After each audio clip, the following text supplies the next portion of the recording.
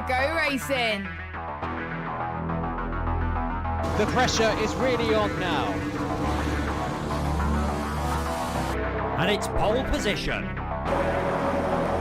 And it's pedal to the metal. Go, go, go!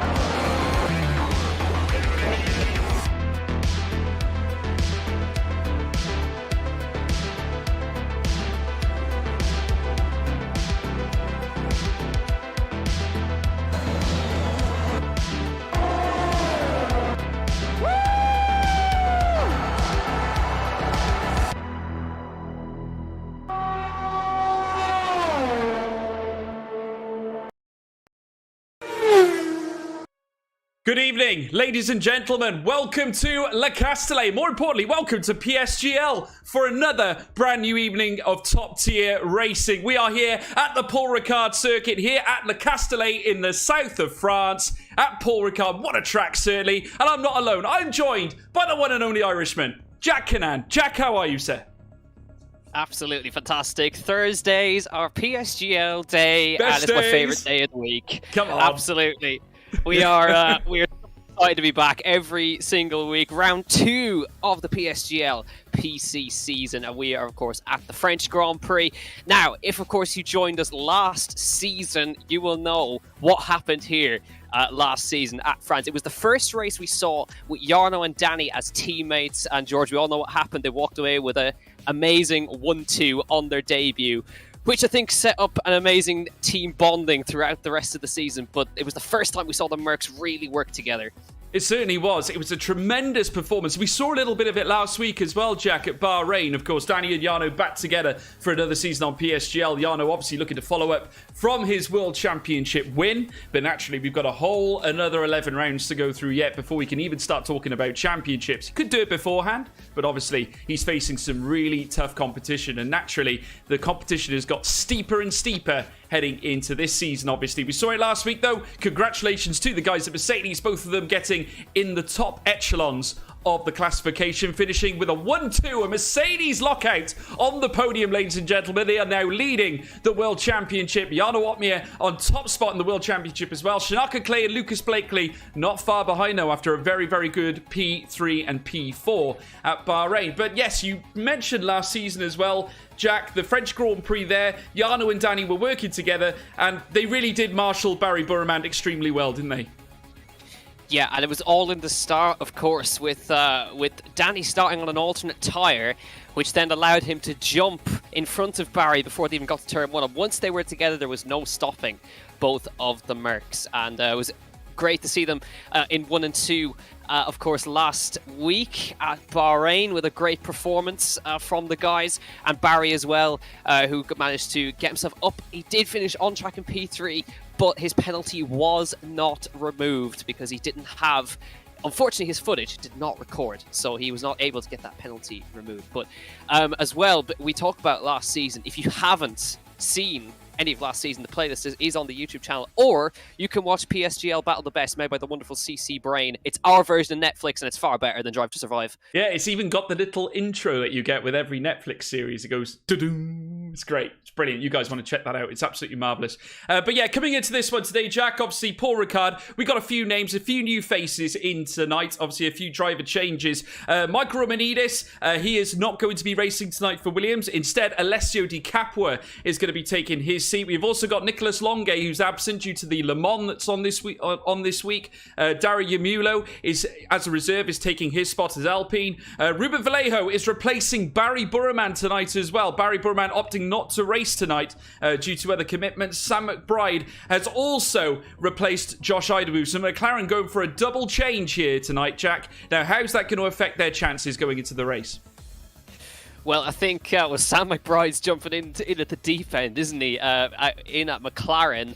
And I know he's probably had absolutely no practice on PC, but nonetheless, be interested to see how he gets on. Ruben Vallejo, though, I think that there's a different Ruben this season.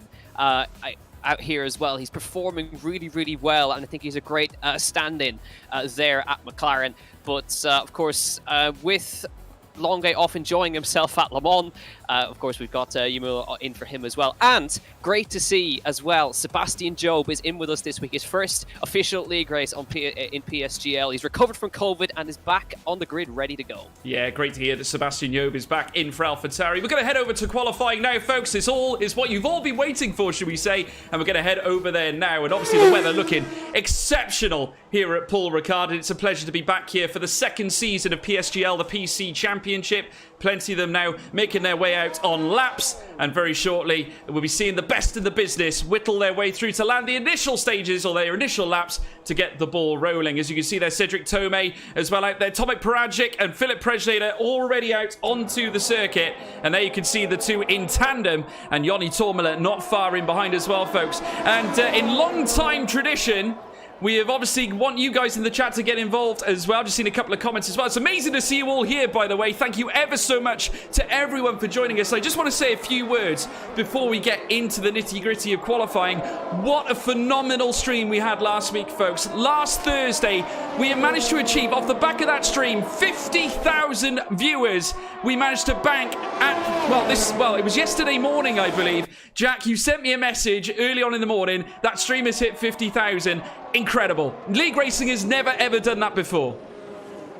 Yeah, it was really, really special, and we want to thank you all for that as well. In even more traditions, as you can see, every single one of the drivers are on the intermediate tyres on their first run in Q1. Some things never change every single week, and I know plenty of you will be wondering, why the hell are they on a set of wet tyres on a dry track? Well, the simple fact is they're saving a set of dry tyres. They're saving a set of soft tyres for their runs. And why would you bother using a set of dry tyres when you can use a set of wet tyres and not use a set? So this will be just a sighter lap and make sure that they save a set of tyres, really. That's the simple reason for it. So you wouldn't see it in real life F1, but it's really interesting to see the lengths they'll go to. So traditions as every single week here at PSGL. Certainly is. Always traditions at PSGL. It's a pleasure to have them nonetheless. Quick message to Alan Martin in the live chat. I hope your cabinet is well stocked, my friend, because I'm sure we'll be seeing a lot from Jake Benham in this race as well. But just look at them all out on track. Plenty of them, including this man, Dario Yumulo,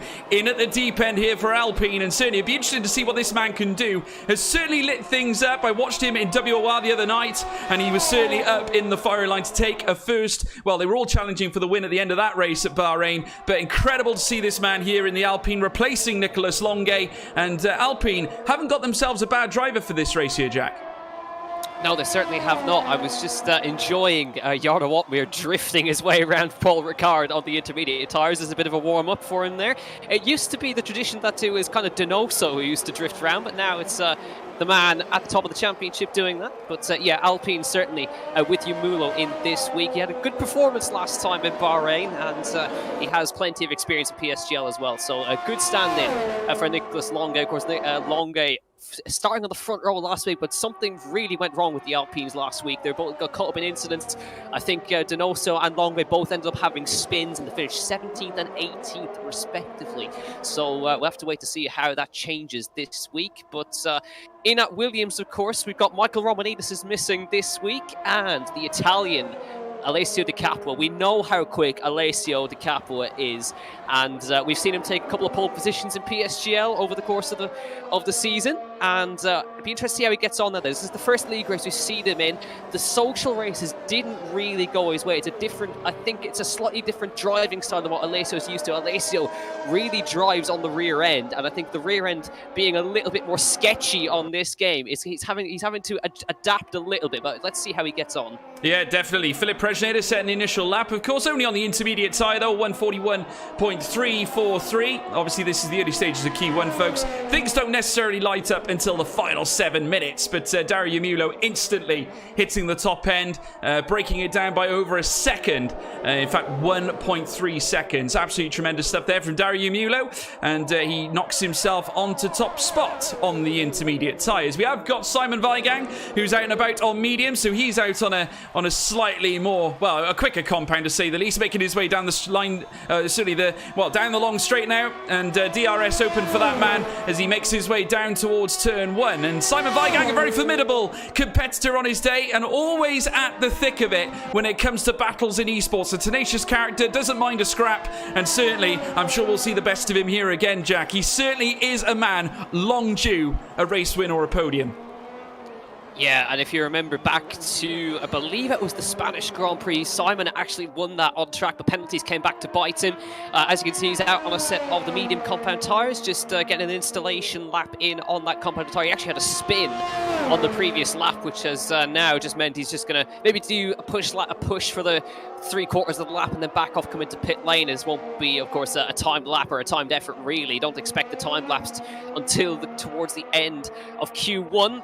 Of course, the key point with Q1, if you're unfamiliar with how Formula 1 qualifying works, there's 3 qualifying sessions, Q1, Q2 and Q3. Q1 is all about being in the top 15 drivers at the end of the qualifying session. The rest will be knocked out. And then, of course, Q2, the top 10 go through, and then it's the pole shootout in Q3. So it's all about just making sure you make it into the top 15 here, but that's no easy task, is it, George? Remember the last week, the whole field separated by just 0.3 of a second. Yeah, it was minimal, Jack, and it's something we're getting used to seeing, certainly here at PSGL. Of course, the best of them want to battle. They're so close, and certainly on time, on pace. It's fine deficits. That's all they have. As we now watch Simon Weigang come across the line and immediately takes top spot. A 1:31.392 on medium tyres, obviously quicker by around 9 seconds, or just under that, just over 8.5 seconds, in fact. So Simon Weigang taking advantage of those mediums to land him on top spot. We will expect quicker times than that, though. Freddie Rasmussen also out on a set of mediums for a Red Bull. Didn't have the most grandiose starts where it came to a World Championship last week. Unfortunately, retired from the race, and it didn't go well after he had to box. Sped in the pit lane as well. It went from bad to worse for Freddie Rasmussen, didn't it, Jack? Yeah, it wasn't a good opening race for Freddie Rasmussen, but I'm sure he'll come back strong. He's just coming across the line now to just set a 27.975 on the medium compound of tyre. The track, of course, and everybody will get progressively quicker as we get to the end of kind of the first runs. You can see everybody now bolting on a set of soft tyres. There's a man out on a lap who impressed us very much last week in the Red Bull. The other Red Bull, it's Tomek Paradzic. He's on his lap right now on the soft compound tyre, just coming into the last sector right now. So tricky, these last 2 corners. It's super slow, and you've got to make sure you get the rotation through there. Perhaps a tad wide from Tomek, but he might get away with it as he gets on the power down towards the line. He comes now, and he will go across the line in just a moment's time to do a 27.183 on the soft compound tyre. But Tomek really impressed last week. He kept up with those top guys for a long time. Yeah, and if you remember, going back to the Esports Invitationals, it was him and Jarno Otmir both scrapping on the track. And remember, Tomek and Jarno were pushing each other to the absolute limit, both at Silverstone. And if you remember that big accident they also had at Spa-Francorchamps, it got very, very tough between the two of them, both of them landing it, well, one punch to the next. It was absolutely formidable, but it was a grandiose effort from Tomek to certainly try and stamp his authority. I know he's a man with a lot of ambition, a lot of passion. He's even said to me today, one day I want to be on those driver polls that you do, George, on Twitter. And I said to him, give it your all, Tomek. You did extremely well in pre-season, certainly showed a lot of pace. He's got a lot of ability, Jack. He just needs to harness it, maybe put a little bit more of a racer's head on his shoulders. Yeah, of course he does, and well, there's always room for improvement, but nonetheless, he's impressed over the past little while as well. Out on a lap as well, young Sam McBride, the fill-in at McLaren this week. McLaren with 2 new drivers, of course, Barry and Josh not here this week. Sam, I think, is just actually backed out of his lap, of course. But Sam, you might, of course, know him. He's over on the PlayStation side, and he's been called in with just 5 minutes' notice to hop in at McLaren. It's a very Nico Hulkenberg type moment, isn't it? To just rush in, get in the car, and get out on the circuit. So, Sam, we're not going to expect too much from Sam, of course. There's a big difference between the game on console and the game on PC, but he's obviously been on PC before here at PSGL last season. This is his first time we've seen him out on the track in PSGL PC, so well, the best of luck to him. It's not easy to hop in at such short notice. No, not at all. Sam McBride coming up now towards the line, commences first lap on soft tyres and running himself into turn 1 now at Verrières. Now heading through the next right-hander, down the stretch now towards chicane. That is turn 2, and very shortly he'll try and cascade made his way through towards turn 3, or certainly turns 4 into turn 5 as well, around Santa Baum, as we're now watching Sam McBride now just make his way around this next right. Just want to ease the car, feather the throttle through this next section out of Santa Baum now, down through turn 4, turn 7 into Les Cols, and down the Mistral Straight now indeed, into the next chicane. You can see there this long Mistral Straight, a little break in between, obviously to try and slow the cars down. It can be certainly quite a heavy straight for a lot of these cars. Naturally, along with the downforce and the high pressures and the amount of speed these cars can carry, it can be very hard to certainly get traction heading into what will be turn 10 at Signé, which he's now rounding now out of certainly turn 10 down towards turn 11 now. And this is the Bousset corner. And he's now into sector 3 proper, heading down now towards turn 12. This is the Bendor, and very shortly he'll be rounding that turn 13 corner at Village before he then reaches Tour at turn 14. Plenty of very tricky corners here in sector 3. This is where it starts to get a little bit technical, similar in some respects to sector 1, as Alessio Di Capua nets a 127.127 as DRS across the line now. Sam McBride, what you gonna do as he crosses the line? Certainly no time set. I think that was an invalidation, Jack. Yeah, just looking at it, seems to me an invalidation in the last sector for Sam McBride. A couple more times about to come through. Fabrizio Donoso's in the final sector now, coming through. He's on a decent lap here, is Fabs, as he comes through the last few corners now, trying to get it through there. Yoni Tormola, Sebastian Job, 4th and 5th for AlphaTauri. Here comes Fabs, Otmir 26.9 across the start-finish line, and Fabrizio Donoso 27.2 across the start-finish. So good effort there. Matteo into P7, and we wait now for the rest of these guys to come across the start-finish line with these laps as well. Lucas Blakely's on an absolute flyer in P19 at the moment. He's purple in those sectors. Here comes Lucas Blakely, the Scotsman who impressed us so much in the socials. Comes across the line now. Where does he go with his lap? He goes to second, 27.028, just less than the 10th off of Jarno Otmir. Good effort though from Lucas Blakely. Danny Moreno out on a lap now as well, so all the times coming in, but really good times across the board for everybody. But Jarno, the only man of the 26s early on. No, absolutely. The heavy hitters already hitting the top end there. Jarno Otmir, a 126.969. The only man in the 126s so far. And underneath him, Lucas Blakely, a 127.028. With Alessio Di Capua just in behind as well for Williams. Brilliant to see. Certainly some of the big guns up at the top end. Great to see improvements as well from Alessio Di Capua being at the top end. He had a very, very difficult pre-season, but certainly seems to be looking a lot more comfortable. Plenty of drivers still yet to cross the line. Shanaka Clay coming into box, as well as Ruben Vallejo, who is, well, in fact, out on the track. Sam McBride coming in, so is Jake Benham. Danny Moreno, it won't be long before this man comes round and joins his teammates, certainly nestling a time on the board as he rounds the next right-hander at turn 11, heading down towards turn 12. The Black Arrow will certainly be looking to light things up yet again, as he now rounds the next left. Certainly Jarno Otmir untouched on the top spot, a 126.969. That's incredible. Certainly only man in the 126s so far. A great time by the Flying Dutchman. Danny Moreno not happy with that lap at all. He ends up boxing. Plenty of drivers though out and about. Ruben Vallejo moves up into P6. Alvaro Caraton currently in P12 but still out on track now boxing. And Freddie Rasmussen, who unfortunately had a very, very difficult time last week, now crosses the line. P3 from the Dane, Freddie Rasmussen, and joins Jarno Otmir, Lucas Blakely and Alessio Di Capua in the top 4. Very familiar names at the top end there, Jack. Yeah, good effort from Freddie Rasmussen right there, just slotting in behind Lucas Blakely. Jarno still the only man in the 26s at the moment. If he can minimise the amount of runs he does, then even better. He should be safe with just that single timed effort. Some drivers may need to go again. The guys in the drop zone at the moment is currently Preschnader, McBride, Benham, surprisingly, Danny Moreno and Shanaka Clay. So they're going to have to come out and do another run. So I'm assuming invalidations for all those guys throughout the lap there. Just having a look at Simon Weigang, who's out on a lap at the moment. The sectors don't look particularly good at the moment from Simon. Actually, he was just invalidated on the exit of the left-hander right there. He's going to come straight into pit lane. So not too good. He's in at the moment, but only just. Of course, the rest of the guys behind have not set representative times, but 2 guys on outlap, Sam McBride, Jake Benham in the Haas. He's on his outlap and he'll be unleashing his Haas around this circuit in just a moment's time, and I'm sure Jake should be easily through to Q2, but we've seen stranger things happen. We certainly have. There's the rear wing of one Jake Benham.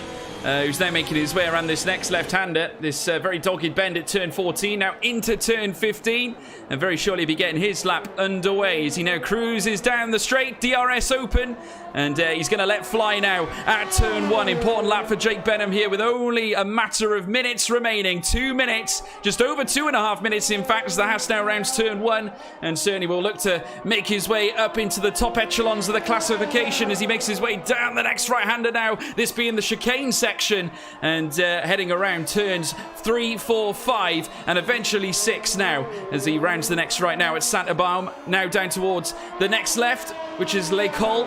And very shortly, Mistral Straight beckons. In between these two, certainly the two halves of the straight, of course, you've got this very, very hectic chicane, which you've got to get the timing just right. Just after the 100-meter board is the way to go, and takes a lot of the curb on the inset. On the outset, powers through, just brushing the curbs, straight on the throttle now, and powering down for the second half of the Mistral Straight. The Haas now looking to try and at least scrape the top end as he now comes through the next right. A lot of pressure on the shoulders of young Jake Benham, certainly just recently signed to Veloce Esports. Has a promising future ahead of him though, and certainly looks like a wondrous prospect for the team as they round the next right-hander again, down through towards turn 12, and the Haas looking ever so prominent, sticking himself on every single apex available to him here at the French circuit of Paul Ricard, coming through to the next left at turn 14. Very shortly, turn 15, the final corner beckons here on his hot lap with just over a minute and a half remaining. Comes across the line, DRS opens up. What can the Haas do? The all-star Jake Benham, what will he hit us up with? A P3 knocks down Freddie Rasmussen, gets in between him and Lucas Blakely. Excellent visit from Benham. He strikes an all-star time of a 1:27.072, Jack. Yeah, I think Jake will actually be disappointed because, George, he was purple throughout the lap, and he went wide in the last corner and lost the 10th that he had. Just looking at all of that, purple in sectors 1 and 2, and lost nearly 2/10 in the final corner alone by drifting out wide. So Jake has got some pace. That would have been a low 26.9, if not a 26.8 from young Jake Benham, but he can take some solace by the fact he's up there with the big boys, just a couple of thousandths faster than Freddie Rasmussen. So good effort from him now. Now we're in the final phase of Q1. We got a Williams stopped in turn 1. I'm trying to see, that's Alvaro Caraton is way out near the barrier. So he's really taking an interesting line, so to speak, but he's going to hopefully rejoin safely. But he's on the cusp of getting knocked out here, Alvaro Caraton, and he's staying well out of the way of all the traffic on the inset of the first corner right now. Having a look at the times that are about to be set. Dario Yamulo just about to finish his lap. He needs to get himself out of the drop zone with this lap. He comes across the line. He does get out of the drop zone. P8, and just behind his teammate by 100th of a second behind Fabrizio Donoso there. A couple more times about to come in as well. Sebastian Job, now the man in danger. He's in sector 3 right now. Debut league race for Sebastian Job here. Of course, the iRacing Porsche Esports Super Cup champion a couple of years back, and he's now moved over to F1 in AlphaTauri alongside Joni Tormola. So here he comes to the last corner. Can he get himself out of the drop zone? He's currently out of the drop zone at the moment, but just to get himself a little bit more comfortable, comes across the start-finish line just in a moment's time. And Sebastian Job, P6 for Sebastian Job. That should see him through, but there's still a lot more drivers behind him that could improve. Yeah, certainly, and this one, well, this man could be one of them. Danny Moreno in the Mercedes, looking to set his first time, of course. We've got two cars yet to set times. It's Danny Moreno, the machine, and Shanaka Clay for the Aston Martin team. The machine, Danny Moreno, comes across the line. P1 from Danny Moreno, joins his teammate Jarno Otmir. The only two in the 126 is sensational there from Danny Moreno. Topping the billing, Alessio Di Capo with a blow. A 126.929. Matching times between those two. The two of them going at it. Sensational, Jack. Oh, Shanaka Clay's going to be out, George. He's invalidated it. Shanaka Clay's going to be out in Q1. He invalidated a purple lap in the last sector. Shanaka Clay's the big scalp from this one. Simon Weigand's also out. And Alvaro Caraton is out of Q1. Big names out in Q1 here in France. It's Shanaka Clay out, Weigand out, Caraton out. Leveche out, and Cedric Tomei is out by just 0.001. Sam McBride sneaks into Q2. Great performance. But how about that? Alessio Di Capua and Danny Moreno completely inseparable. The same time set between them, and just a couple of hundreds back is Jarno Opmeer, Lucas Blakely and Jake Benham, Freddie Rasmussen, Preshnader, Matteo Vallejo, Joe Paracic, Tormola, Donoso, Yamulo and McBride in. But what a surprise. Shanika Clay, Simon Weigang, Alvaro Caraton, Leveche and Tomei are out in Q1, but Tomei will be kicking himself. 0.001 is all it was. Yeah, I mean, look at the top 6, Jack, all within a tenth of a second.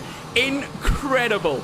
Absolutely incredible. Literally minimal separating the top 6. I mean, they're minimal separating the top, well, all the drivers really, but, you know, that just goes to show how good you need to be. But Alessio Di Capua returning to F1 action here at the top end of PSGL, takes P1 here in Q1. Danny Moreno in P2. In behind him, you got Jarno Opmeer, the Flying Dutchman, with Lucas Blakely P4, Jake Benham P5, Freddie Rasmussen P6, Philip Prejnader 7th, Matteo 8th, Vallejo 9th, Sebastian Yo P10, Tomek Paracic P11, you've got Yoni Tormola P12, Fabrizio Donoso 13th, Yamulo 14th, Sam McBride 15th. We lose Tomei, Leveche, Caraton, Weigang and Shanaka Clay out of qualifying. Jack, we lost some really, really big names there. That's incredible, but amazing to see Alessio Di Capua back after a very tricky preseason. Yeah, and it's great to see him up there. But I am going to say, if that was Q3, that pole should have been Danny Moreno, because he did technically set the time first. So, not sure what went on there, but nonetheless, it's still Alessio Di Capua who tops Q1. So, Q2 coming up right now. And, of course, this is all about making sure that you get inside the top 10, but all importantly, it's about what tyre you set your fastest time on. That will decide your strategy going into this next one as well. But Shanika Clay, I think he'll be really disappointed. He's starting P20, invalidated the lap in the, I think it was the third to last corner, just drifted out a little bit too wide, but he was on a lap that would have seen him easily through into Q2. So the man who finished P3 last week is going to be starting last. But we know that that's not all is not lost, because Yoni Tormola came from last up to P6 last week, so it's not all is not lost. No, not at all. Plenty in the offing, certainly for Shanaka Clay. It's never over until it's over, Jack Canan. Just to say, folks, obviously, if you have any questions for us, please hit up the live chat as well. We'd like to obviously hear what you guys have to say. Was that what you expected at Q1? Did that blow your minds? I mean, none of us expected, certainly, 2 matching first place times between the likes of Danny Moreno and Alessio Di Capua. Alessio, who had a very torrid time at pre-season, has really come out of nowhere and landed a heavy blow, a 126, one of the few, may I add, to hit a 126 on the board, which is absolutely incredible. But yeah, amazing to have all you guys in the chat. It's a pleasure to have you all with us for this incredible evening's race. We're going to go and head out for the next round of qualifying at Q2, and we're looking forward to seeing what happens indeed as we now cross over to the track. You can see plenty out on the circuit, plenty out on outlaps, including this man, the hero of Q1 alongside Danny Moreno, Alessio Di Capua. What a return from this man, Jack. Yeah, let's see if he can carry that forward into the next session. Well, of course, it's all about Q3 is the important session here, but Q2 is all going to be about just getting inside the top 10. And if you're going to go for the alternate strategy, well, I'm sure there's going to be plenty of guys aiming for P11 at the ends of Q2. There's always that. Barry Borman aimed for it last week. It didn't work for him, but it came back to him in the end. If he hadn't had the penalty, he could have stood on the podium. But so there'll be a different split. There'll be guys desperately trying to get inside the top 10, and there'll be others that will aim for P11. So expect 1 or 2 big names to not make it through into Q3, but they're already thinking about their alternate strategy. We certainly are. Naturally, already we're seeing a few out on medium tyres, and naturally, that is where, you know, if you want to take a chance, if you want to gamble, that's certainly the way to go, as this man, Alessio Di Capua, now sets himself away on his flying lap. Fabrizio Donoso is a bit further up the road, though, so we're going to keep an eye on the Chilean as he now makes his way down through the next left. He's got the Mistral straight to take next, and certainly the Alpine will be looking to try and get some improved performance. Remember, he was a race winner as well in PSGL in pre-season, won the British Grand Prix in a sensational 1-2 1-2 for Alpine, where himself and Nicolas Longuet would take the top 2 spots, and not forgetting the other Alpine driver. It was that man, Patrick Saipos, who got pole position for that race, so Alpine certainly come here well stocked, well gunned, and ready to go for the upcoming season. I did see a question earlier on, Jack, about our thoughts about Paul Ricard. Why don't you give us your thoughts on that, on this hellacious circuit? I don't know what I think about Paul Ricard. Honestly, it's not my favourite circuit, but I think it certainly has provided some great racing in PSGL particularly. But for me, it's not my favourite circuit, and I think there's far too much runoff. It needs some gravel, I think, George.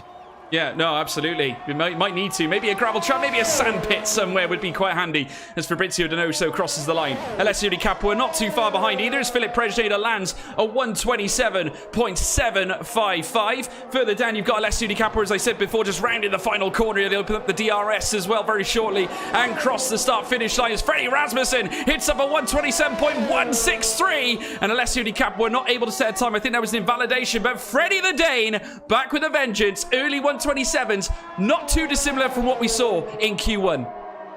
Yeah, we're expecting times in the 26s at least for pole position. So it's a steady opening effort from Freddie Rasmussen there in the Red Bull.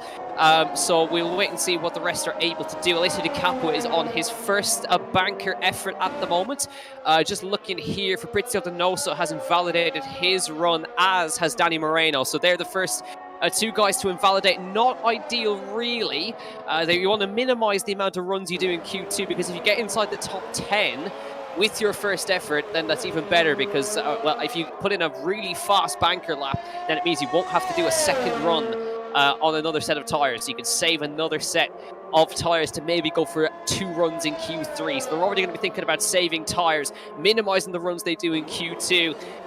You've got to be thinking about a million things as you're doing all of these at the same time. Alessio Di Capua, looking at the sector times, it's a very steady lap. I think this is going to be just Alessio just going to come into the pit lane with this lap, because it's been a very steady effort. He's backed out of it completely now. And just looking at somebody else, anybody else on laps? Yes, it is Sam McBride. He's out on the medium compound tyre as well.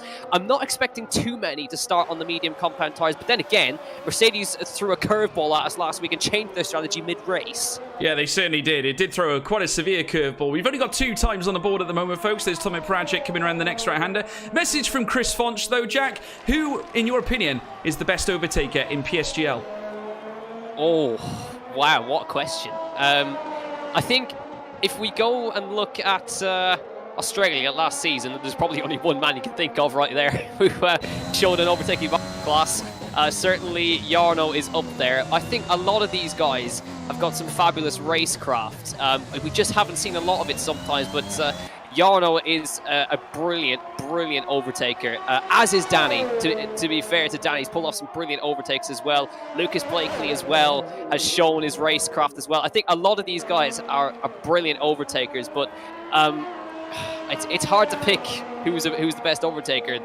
They all have their own star quality when it comes to racecraft. Yeah, definitely. They all certainly carry the potential. That's why they are at the top of their game, ladies and gentlemen. As Nicholas Matteo is out on his fast lap as well. This man, Jake Benham, also out on his as he comes out of the chicane in the middle of the Mistral Straight. He's going to power through the second half of it now. And in the Haas that certainly donned by Jake Benham has been very impressive this season. I know we discussed it briefly earlier on. Jake Benham, certainly one of the youngsters coming through the ranks, and Veloci have placed their faith in this man to certainly work wonders for them in the seasons to come, and certainly this man will have no problem achieving those sorts of accolades as he comes around the next left-hander on medium tyres. Even split in terms of the time set currently, 2 time set on the medium tyre, 2 set on softs. Freddie Rasmussen currently owning the top spot. Here comes Jake Benham now around the final corner, who's going to make it 3-2 for medium tyres. What's he going to land here in the midway section of qualifying? Comes up across the line. A P4 is all he can muster, a 128.166, but a banker nonetheless, and goes ahead of Sam McBride as well. So he's got something to go for. May choose to dip out on a pair of softs later on.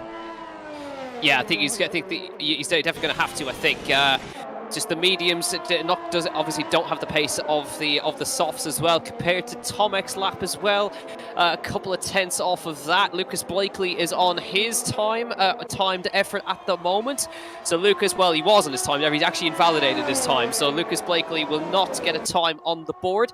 But I can say that his opening sector was purple. So Lucas Blakely has definitely got some pace in the Aston Martin. But now I think drivers starting to find the track limits a bit more. A lot more invalidations starting to come up on the task system.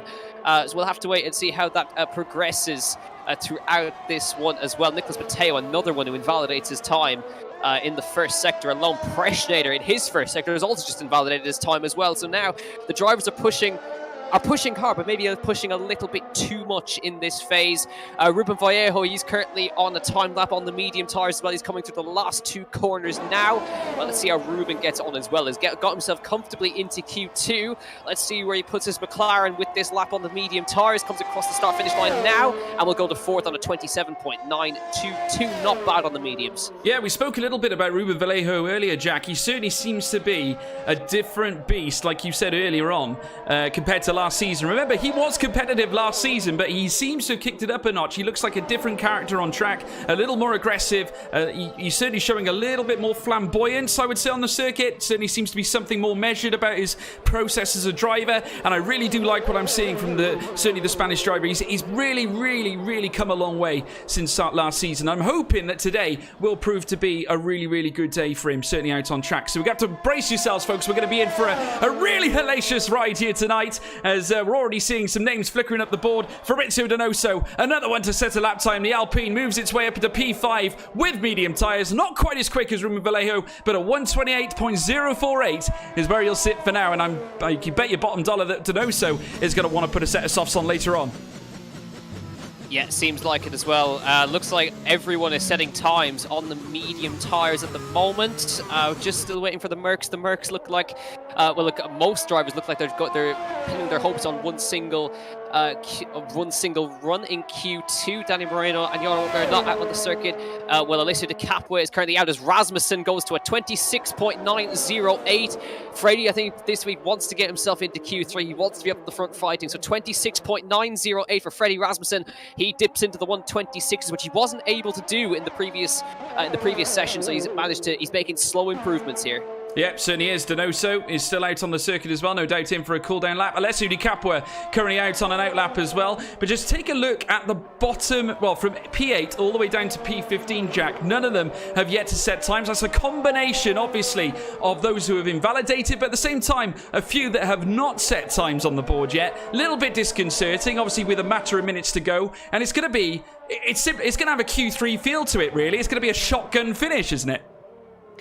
I think it is, yeah, and there are going to be some interesting scenes towards the end with some drivers who will back out and try to go for that 11th place alternate strategy. I'll have to wait until that gets on. Alessio De Capua about to begin his lap on the medium tyres as well, and we'll see how he gets on. He topped Q1 on the exact same time as Danny Moreno. He's basically got the track to himself now, so we'll have to wait how the Italian gets through the first two corners cleanly. No invalidation just yet, but it seems now that the drivers will try and push these limits here, and looking very clean and tidy. If you remember back to the socials, George, he seemed to be on the ragged edge with the rear end. Now it's a lot more set, a lot more smooth from Alessio. I think he's had to adjust, Jack. In comparison to last season, he used to attack the apexes, attack the curbs. You can't do this on this game this year. It's a bit like, and we spoke about this in pre-season, where you had the drivers that, in between games, when the new game comes out, it's like the new technical regulations in Formula One. Very, very similar. You come out with a brand new system, a new physics system, and effectively that's where things start to change. Therefore, you need to change your driving style. Like, you can argue that Daniel Ricciardo's driving style doesn't suit the McLaren of this season. Therefore, you can put the same premise on Alessio Di Capua's sort of evolution coming into this brand new game. It's the same principle, and certainly Alessio Di Capua now certainly seems to be far more well adjusted to the physics now around this game as he now slows down on his lap. He's going to look to, I'd imagine, maybe box gate. He might have left it too late, actually, Jack. I don't think he's going to make it around again. He might be out here.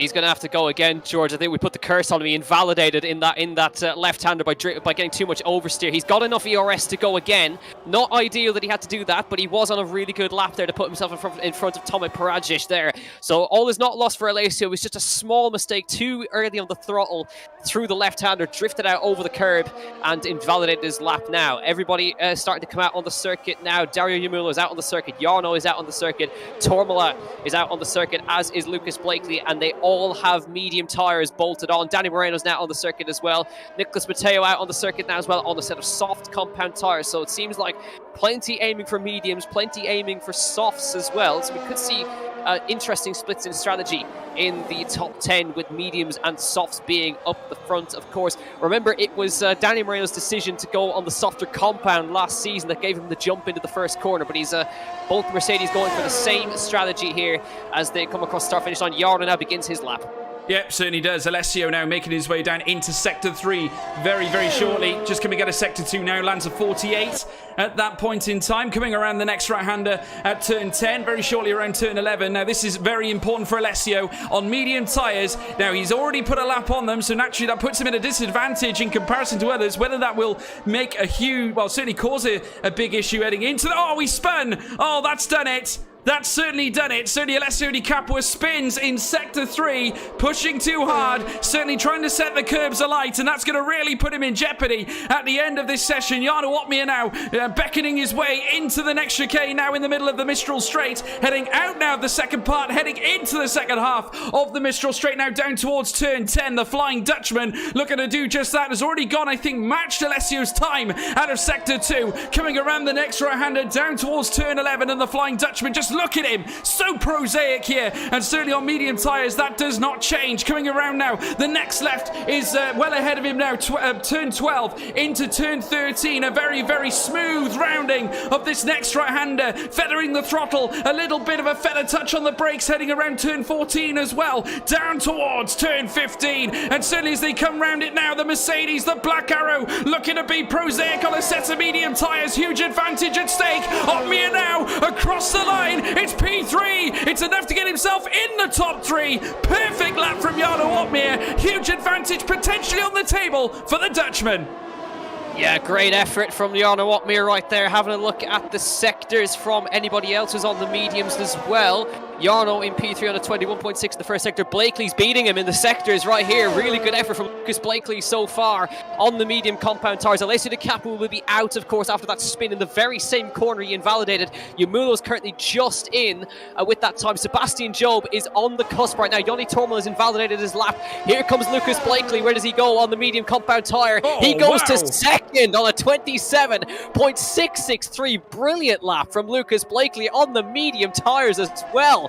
From the Scotsman, absolutely smashes it, goes into P2. Now we're looking for some more times. Danny Moreno is the man who needs to make it in on this lap as well. He's on a good lap, 21.7, 26.9 in the sectors at the moment. Having a look as well, Tomek Paradzic on a really good lap as well. Purple middle sector for Tomek, as Danny Moreno now comes through the last 2 corners, needs to get himself out of the bottom 5 here, comes across the DRS line down towards the start-finish line now. Danny Moreno, can he get himself up to the top with this lap? He does. P4, 27.810, and gets himself into Q2 on the into Q3, sorry, on the mediums. Jake Benham now on the soft compound tyre through the last corner now. Can he get himself comfortably into Q3 in the Haas in that car as well? It comes across. No, he's backed out. He's trying to aim for that. He's happy. He's going to make it in nonetheless. He's backed out of his lap right there.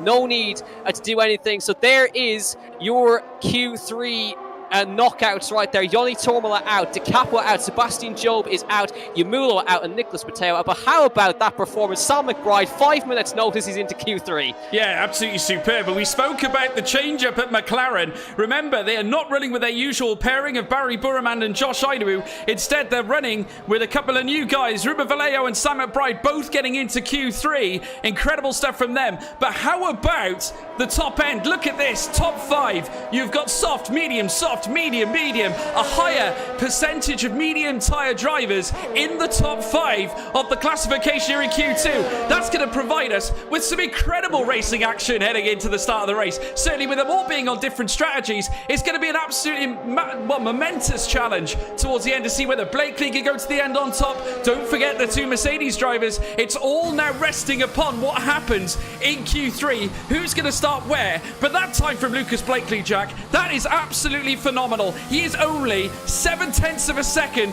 away from Freddie Rasmussen. Yeah, on a different set of tyres as well, and he's gone quicker than Philip Preschnader did on a set of soft compound tyres as well. You'll notice as well, plenty of drivers outside the top 10 just did not set representative times. A lot of drivers knocking out in Q2 was simply because of invalidations rather than pace and spins, especially Alessio Di Capua with the surprise exit from Q2. He is out, but it's Freddie Rasmussen who tops Q2, Blakely in second on the mediums, Preschnader third on the softs. Then Danny Moreno, Jarno Watmir, Paradzic, Vallejo, Donoso, Jake Benham and Sam McBride. Then Nicholas Mateo out, Dario Yamulo out, Sebastian Job out, Di Capua out, and Joni Tormola also out in Q2. But now it's the pole shootout in PSGL. And I tell you what, Lucas Blakely is looking really good. But it's always a last-minute effort from Otmir Moreno to take it as well. So really interesting qualifying pole shootout coming up in just a few moments. Certainly is. And obviously, if you have a look to our, well, certainly my right, your left, folks, you can see the pundit predictions. Now, I've gone this week for Lucas Blakely for the race win.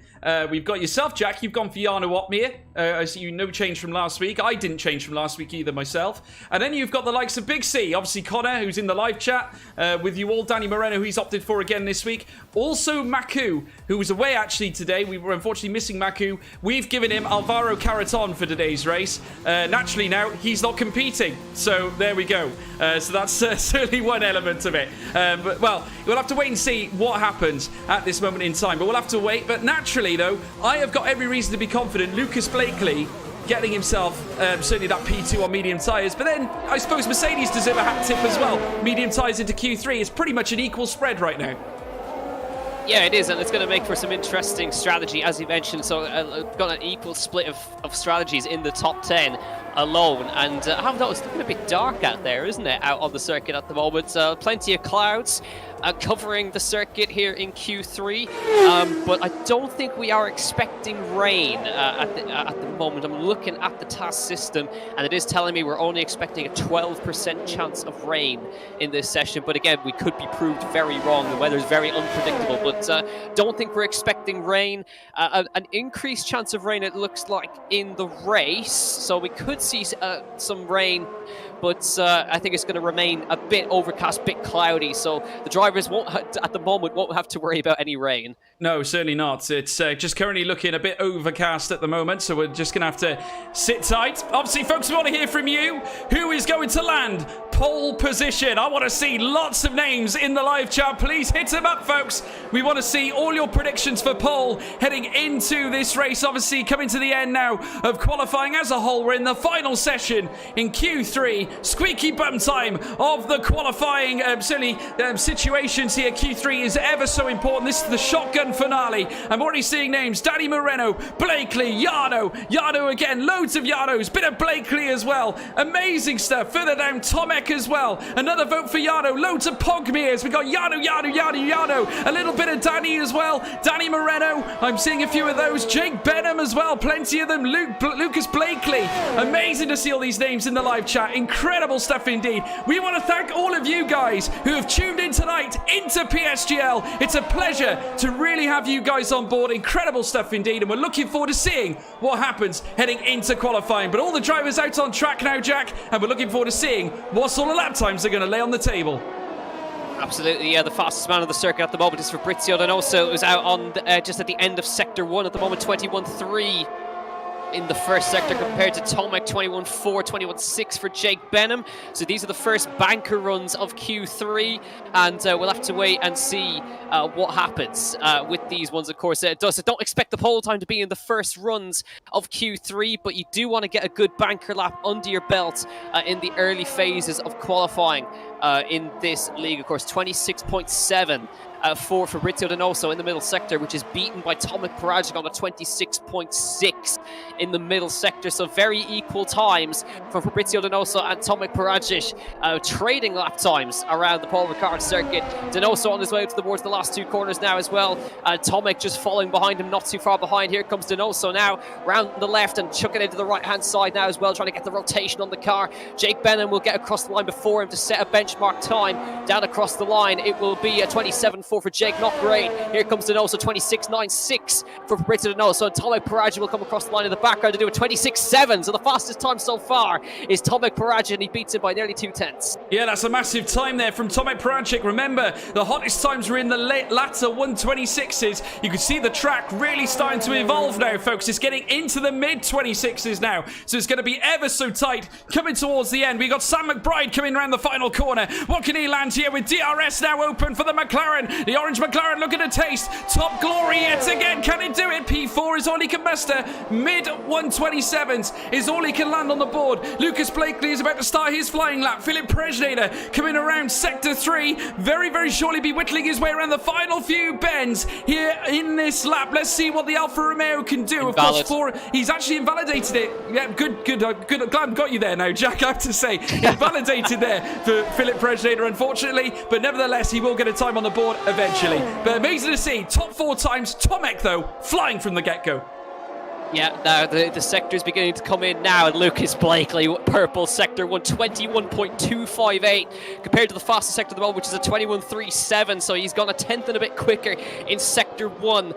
Philip Presnader also on a lap as well, 21.4 in the first sector for him. But Lucas Blakely's the fastest man on the circuit right now in an Aston Martin, coming up towards the middle sector right at 26.803, so he's actually lost time in the middle sector to Tomek. 26.69 is the fastest middle sector, but of course there's still plenty of time to be gained in sector number 3, so all is not lost, but he'll know there's a bit of time in sector 2, 4 and there, so it's equal at the moment really with Tomek as he comes through the middle sector right now into sector 3. Towards the left-hander he goes now. Good times on the board so far for Lucas Blakely. Needs to get the last two corners right. Flicks it in, hits the apex nicely, out of the power, nice and early out of the last corner. Here comes Lucas Blakely, the Scotsman, heading towards the start-finish line. Will it be provisional pole for Lucas? It's not. A 26.938. Not a great last two sectors for him right there. So Tomek's banker lap, I tell you what, is not bad at all, is it? No, not at all. Danny Moreno moving up into P4 with a 127.424. What about his teammate, though? The Flying Dutchman, Jarno Opmeer in the Black Arrow. Can he topple Tomek Paragic? The battle for pole rages on. P4 is all he can muster from the early stages of 126.989. 4 drivers in the 126s,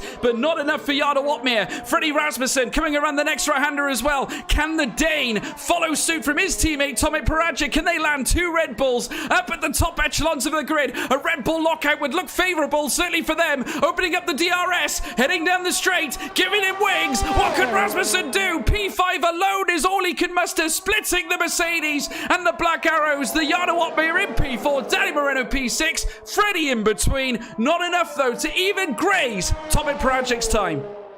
Yeah, I think Freddie knows he's got more time in that as well. Remember, he went faster in Q2 than he did right there. So, banker effort from Freddie Rasmussen, I would wager. He's got time to come in and go again. He's got a 26 in there, but it's still Tomek Paragic on the top at 26.785 for Tomek. Lucas Blakely in second. Donoso, Opmeer, Rasmussen, Moreno, Benham, McBride, Vallejo, and Preston. You know what? If we could finish qualifying right now, that'd be a really interesting grid, wouldn't it? Yeah, going into the race. So, maybe if we can end qualifying right now, if we can get the race director on the phone right now, just bring out the red flag and make it interesting. Yeah, well, we'll get Big C on the phone, see if he can suspend qualifying for the rest of the session. But nevertheless, Tomek Paragic, incredible stuff indeed, certainly from the youngster from Poland. And he's got a lot of ambition, does Tomek, and certainly a time like that's going to go a long way, certainly to what his race prospects are going to be. He's very quick. We discussed his non-stop battling with Jarno Opmeer in pre-season as Jarno makes his way into the pit lane now, just to be boxed by his pit crew. And there you can see further up there, Rasmussen as well will likely follow suit. Now, this is it, folks. This is the bit. This is what I like to call the calm before the storm. This is where the drivers go in and box. Very shortly, they'll be strapping on a new set of soft tyres, and this is when things get spicy. And I got to say, this is where you're on tenterhooks. Philip Prejnader probably is going to be the most uneasy of the lot of them. Yet to set a time on the board, certainly for this session, it's going to pile a lot of pressure on the Slovakian driver's shoulders. But never you mind, certainly they've all got it all. This pressure is equal across the grid nevertheless. They've all got to try and gun out their best lap times possible, but Tomek looking the more impressive of the bunch, a 126.785, and there's Fabrizio. Well, certainly, sorry, we're looking at Freddie Rasmussen's car from the pit bay. One driver already getting out onto the track, certainly with 3 minutes to go. That might be actually a little bit early in the context of what we usually see. But Jack, how are the drivers feeling at this moment, certainly when tensions are starting to simmer? Yeah, there'll be some nerves, that's for sure, in this late phase of qualifying. It's all about now, there'll be plenty of very slow outlaps, of course. Some drivers will only fuel themselves one final lap, some will fuel for two, but you'll be able to gauge who's fueled for one if they're going really slowly on the outlap and revving the engine to burn the fuel off, the excess fuel out of the car, to make sure they've got exactly one lap of fuel right now. So you can see Tomek doing that as he comes down the straight. Lucas Blakely just getting a little bit quicker right now. You can see them all going really slowly out onto the track. Moreno doing the same thing. Donoso's doing the same thing as well. So plenty of these guys just burning off the excess fuel. Philip Prejnader, I think, George, is going for 2 runs. He's way ahead of everybody else at the moment, so he's not too confident. He wants to make sure if he invalidates his first run that he's got enough time to go for a second one. So Philip Prejnader will be the first man to come across the stop finish line. Everybody else, I think, is going for one timed lap here. Yeah, definitely. Well, we'll have to see what Philip Prejnader decides to do. It all depends really on his first lap. What can he nestle in his first run here in the final stages of qualifying, folks? This is where, like I said before, the tensions are bubbling. There you can see Philip Prejnader round in the next left. Certainly heading around turn 14 very, very shortly. Soon to be turn 15, the final corner. Before that, he's got to try and tackle 12, and then 13 does them well. Obviously now 14 and 15 beckon. And then he'll open up the DRS out of turn 15 and power down towards turn 1. There he is now, the Alfa Romeo, all in red and white. Everyone around on outlaps now.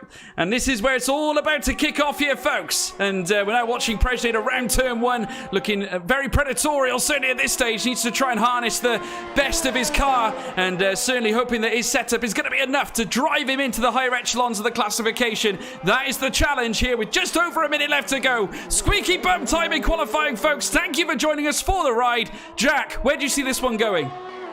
Well, this could go anywhere. Tomek Prejnader is looking pretty comfortable at the moment, up at the top, but of course we're expecting the times to come flying in from the Mercedes and the like, of course. So all these guys have got one timed lap, one effort to try and get this done here at Paul Ricard. Having a look at the sectors right now. Phillips invalidated his lap. George is going to have to go again. He's got enough time to do it. 21.286 from Tomek Prejnader and a 21.1 for Lucas Blakely in the first sector. Purple for the Scotsman in that Aston Martin as the times begin to fly in sector number 1. It's currently advantage Lucas Blakely by just under a tenth of a second as they come through the middle sector right now. So good from him so far. Looking at the rest, 21.3 for Jake Benham, 21.3 as well for Sam McBride.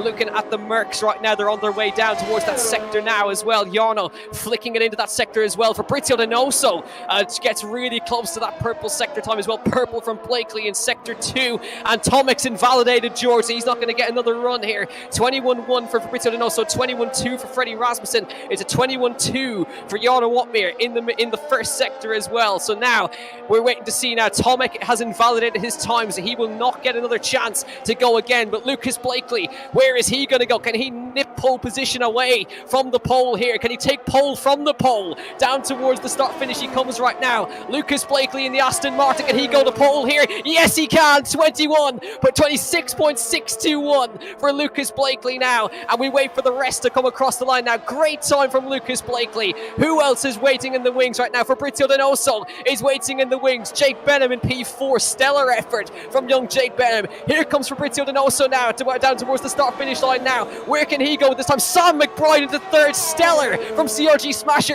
Donoso to the front row in the Alpine. What about Jarno Wotmir towards the last corner right now? On the power, on the exit. DRS open for the Mercedes.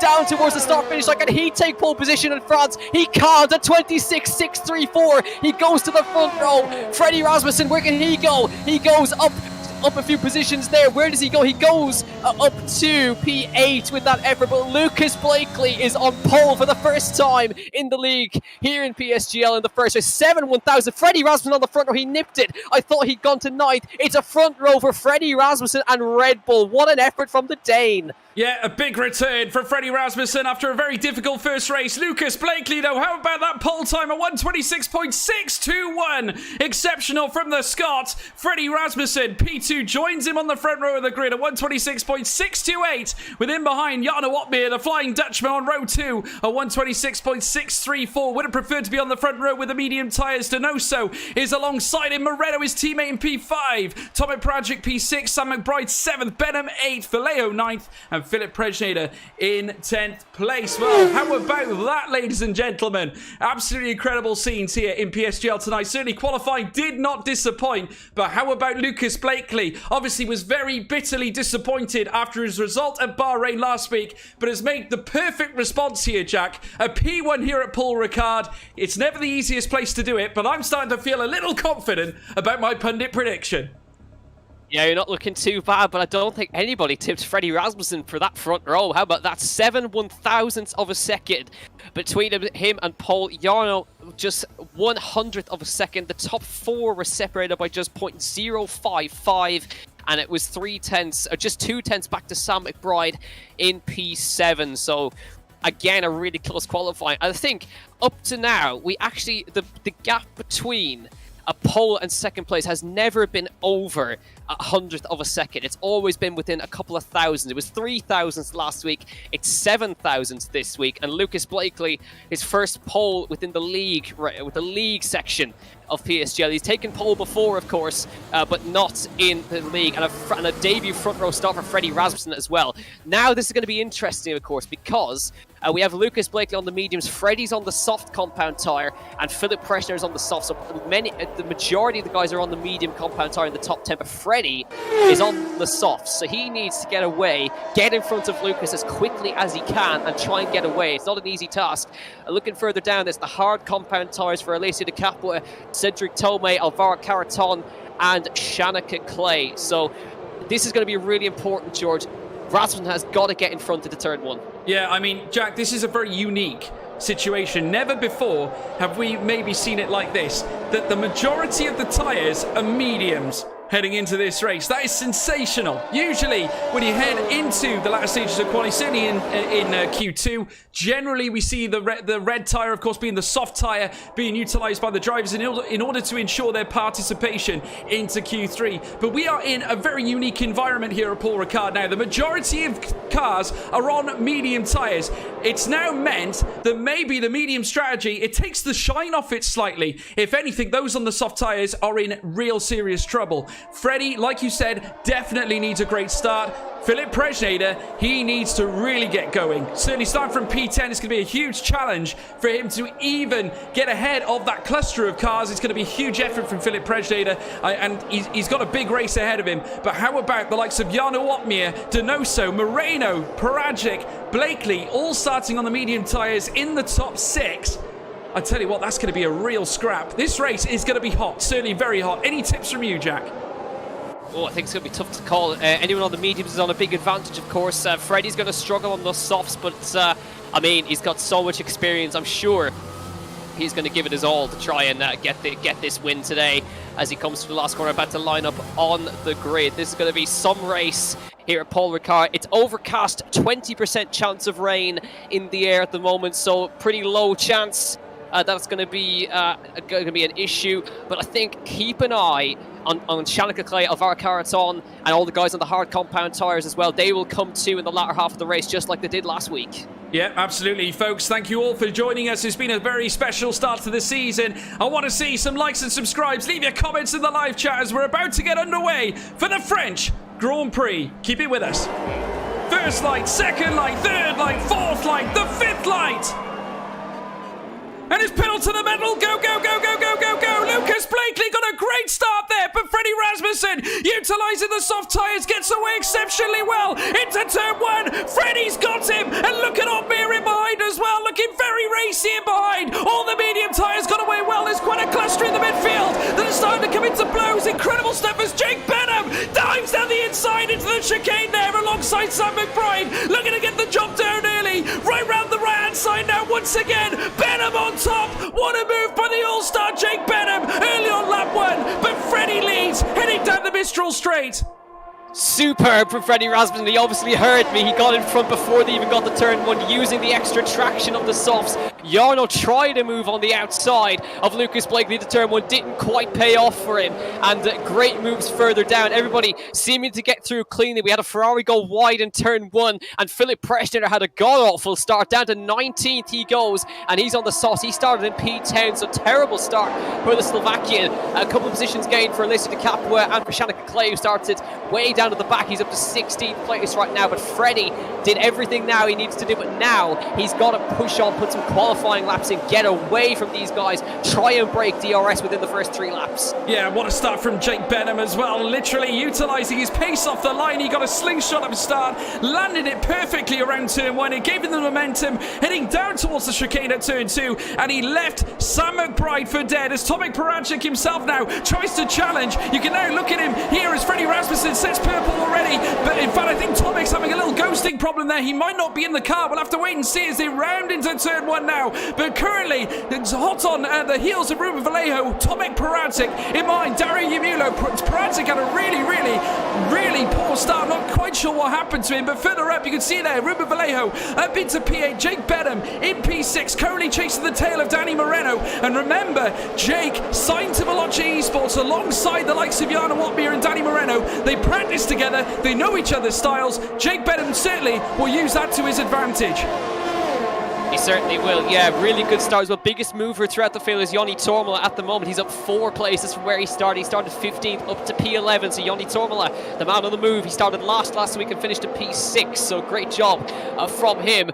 It's all kind of settled up the front right now. Rasmussen's still in the lead, building a small little gap over Lucas Blakely behind him. They're kind of pulling away from Otmir, but I'm sure Otmir's now just keeping it very steady at the moment. And also then Moreno, Benham, McBride and Vallejo, the 2 McLarens running really nicely, P7 and P8 for them, and Tommy Pradgett coming under increasing pressure from the guys behind, so he needs to try and get that pace back that he seems to have lost in the early phase. Maybe he could be carrying a small bit of damage, we don't know. There could have been contact early on, but then Tomek drops down to P9 and is right up underneath Ruben Vallejo, isn't he? Across the start-finish line to begin lap number 3. Fast lap for Rasmussen, and it'll be DRS enabled this lap, and crucially, it's just about Lucas Blakely has nearly broken the DRS on Jarno behind. Jarno's obviously going to use up his ERS to try and get back in there, but Rasmussen has not been able to break the DRS, so not ideal for him, but he needs to keep pushing on. He does. Cedric Tomei coming to blows with Shanaka Clay, who's currently in the Mercy now. We've got a 3-wide situation potentially. Simon Weigang there muscles his way through, going wheel to wheel there with Shanaka Clay around the next right-hander again, but just before the Mistral straight, the Aston Martin off the circuit opens the door for Caraton,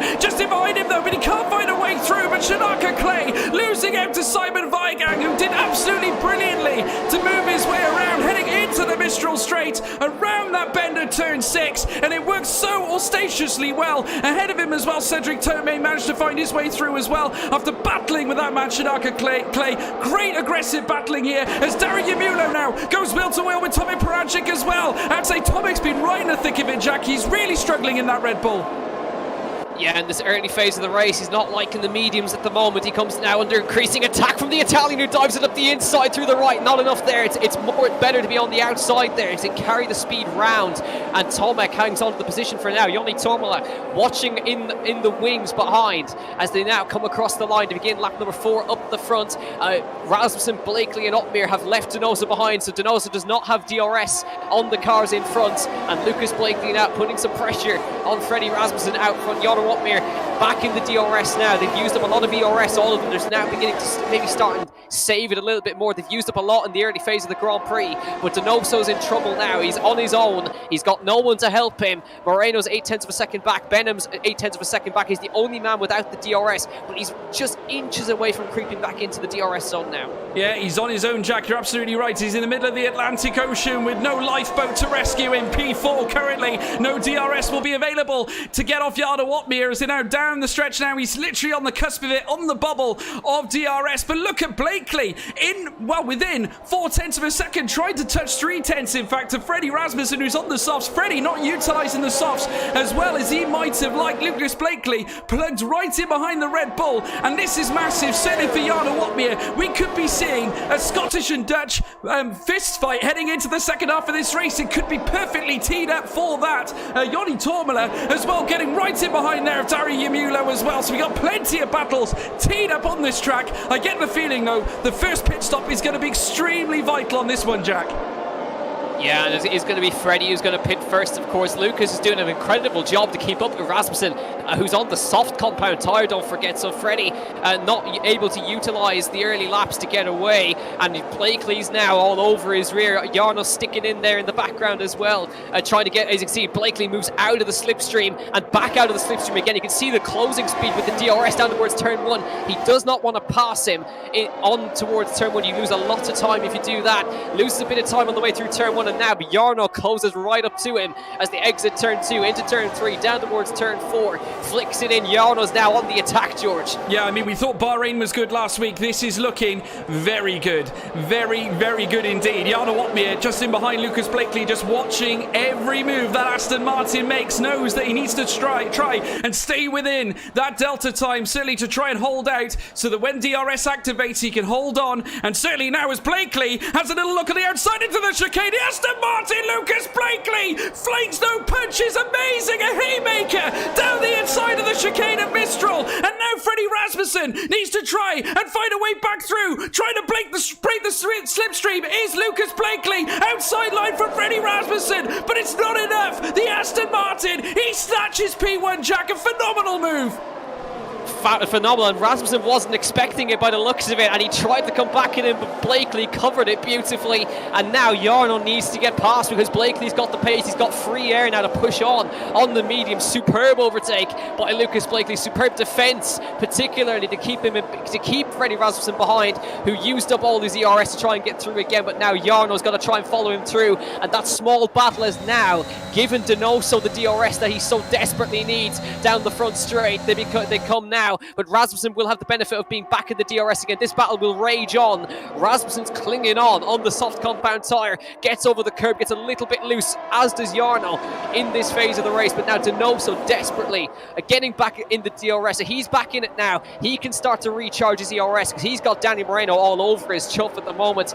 Through onto the back straight they go again. Rasmussen trying to get back at Blakely, but he doesn't have the traction on those soft compound tyres that he did before. And Blakely opens the gap to 0.5 of a second down the straight now. So Blakely's worked hard. He's saved up a bit of ERS. Rasmussen's trying his best to get back at him, but there's no avail. So Lucas Blakely's comfortably in there right now, and Jarno no way through for him just yet. No, but he's probing, Jack. He's doing exactly what the Dutchman does, probing, looking for a way around, and you can imagine it won't be long before he enters the fray. In behind as well, Donoso, who's done exceptionally well to catch up with the field ahead. Certainly the top 3 cars making their way around sector 3 now, around the next right-hander, and certainly very shortly out of turn 11 into turn 12. Blakely leading the charge. Rasmussen just closing in behind, trying to hold on with all his worth. Jarno Opmeer only just over 0.2 away, looking menacing as well on the medium tyres. Certainly you can see why they all opted for that same strategy, that same medium tyre that seems to handle this circuit far better than what the softs do at this stage. So early on, of course, we did see that Rasmussen's pit window had indeed opened. DRS applied now across the field as Jarno Opmeer chases after the Dane, Freddie Rasmussen, as they come now into turn 1, still leading the way, the Aston Martin of Lucas Blakely. And this is exactly what he did in pre-season, Jack. Remember when he won both those Grand Prix, he led from the front, and that's what garnered him the win. As soon as he's in front, he's a dangerous character, is the Scot. It certainly is, and at the moment it's quite calm throughout the field. Everybody's within DRS of each other, so a massive DRS train from first all the way down to last, which is currently Philip Preschneider. He must have damage. There's no way Philip Preschneider is that slow compared to what his normal pace is. Opmir's getting close. Rasmussen's looking. He's getting close and tried his best to get through there, and they all start to concertina up through the chicane. There was a little look from Rasmussen. There was a little look from Opmir. Now does Rasmussen try again? No, he's not using overtake. He's settling back in again, but Rasmussen is certainly not done here. Through the right they go, and Rasmussen certainly trying to make his soft tyres work here. Through the right they come. He's going to drift out wide. Dirty air is going to affect him a little bit through there as well. Opmir probes in the rear as well, just a little bit. It's all getting very close right now, and Rasmussen's not giving up the fight now. No, he's certainly not, and Opmir is looking so dangerous, folks. I have to say, Rasmussen not having the easiest of starts. We did say beforehand that he needed a quick getaway, but there you can see Blakely still leads the charge. You can see the car starting to concertina up again as Jarno Opmir still looks ever dangerous with the DRS open, heading down towards turn 1, locked in the rear of Freddie Rasmussen, looking for an opportune moment surely to strike Joni Tormela, who's been grazing the rear of Nicholas Matteo as well for that P11th place. Plenty of battling across this circuit, all of them looking for an opportunity. Ruben Vallejo on the tail of his teammate Sam McBride as well, literally all of them within DRS range, all the way to Cedric Tomei in P15. Shanaka Clay going for a move himself, dispatches Simon Weigang in great fashion as well. Excellent move for the Aston Martin. He's got a lot of work to do, but he's got hard tyres on, so he can go longer on his first stint. Yep, Philip Preschneider is the first of the soft runners to box as well. He's onto the hard compound tyres, and I looked at those tyres in the box. They were blistered really badly, so Freddie's tyres will not be in good shape in this phase of the race. He's doing really well to cling on to Denoso, and everybody behind have really closed up to the rear of the guys in front. Denoso dragging Moreno with him. Moreno's got loads of ERS to use as well. He's been saving it. Baying in the back as well. Jake Benham dragging the McLarens along with him. Sam McBride and Ruben Vallejo, Tommy Paracic and Dario Yamula, your top 10 at the moment. I expect a pit stop for Freddie Rasmussen really shortly. Philip Preschneider has just come in, so Rasmussen I'm sure will box within the next lap or so. He's carrying on for now. He's going long on this soft stint as well, so he's doing really well. Those tyres, you can see the blistering on the middle as well, and Blakely's nearly out of DRS right now. Yeah, he is. He's flying. He's literally 0.8 of a second away. He's tipping down slightly on the home straight, but he is doing exceptionally well, leading the charge on those mediums. Certainly in behind, Freddie Rasmussen would have wished that he had that deficit so early on with the soft tyres, because now his chance has pretty much gone. Still Lucas Blakely leads. Rasmussen in second place. Jarno Opmir in P3 with Denoso hot on his tail as well. Denoso's done exceptionally well to bring back the delta. Sebastian Job with a 3-second time penalty. That is not ideal at all, certainly for that man in the AlphaTauri. There you can see the tyre wear difference. Jarno Opmir, a massive 20% deficit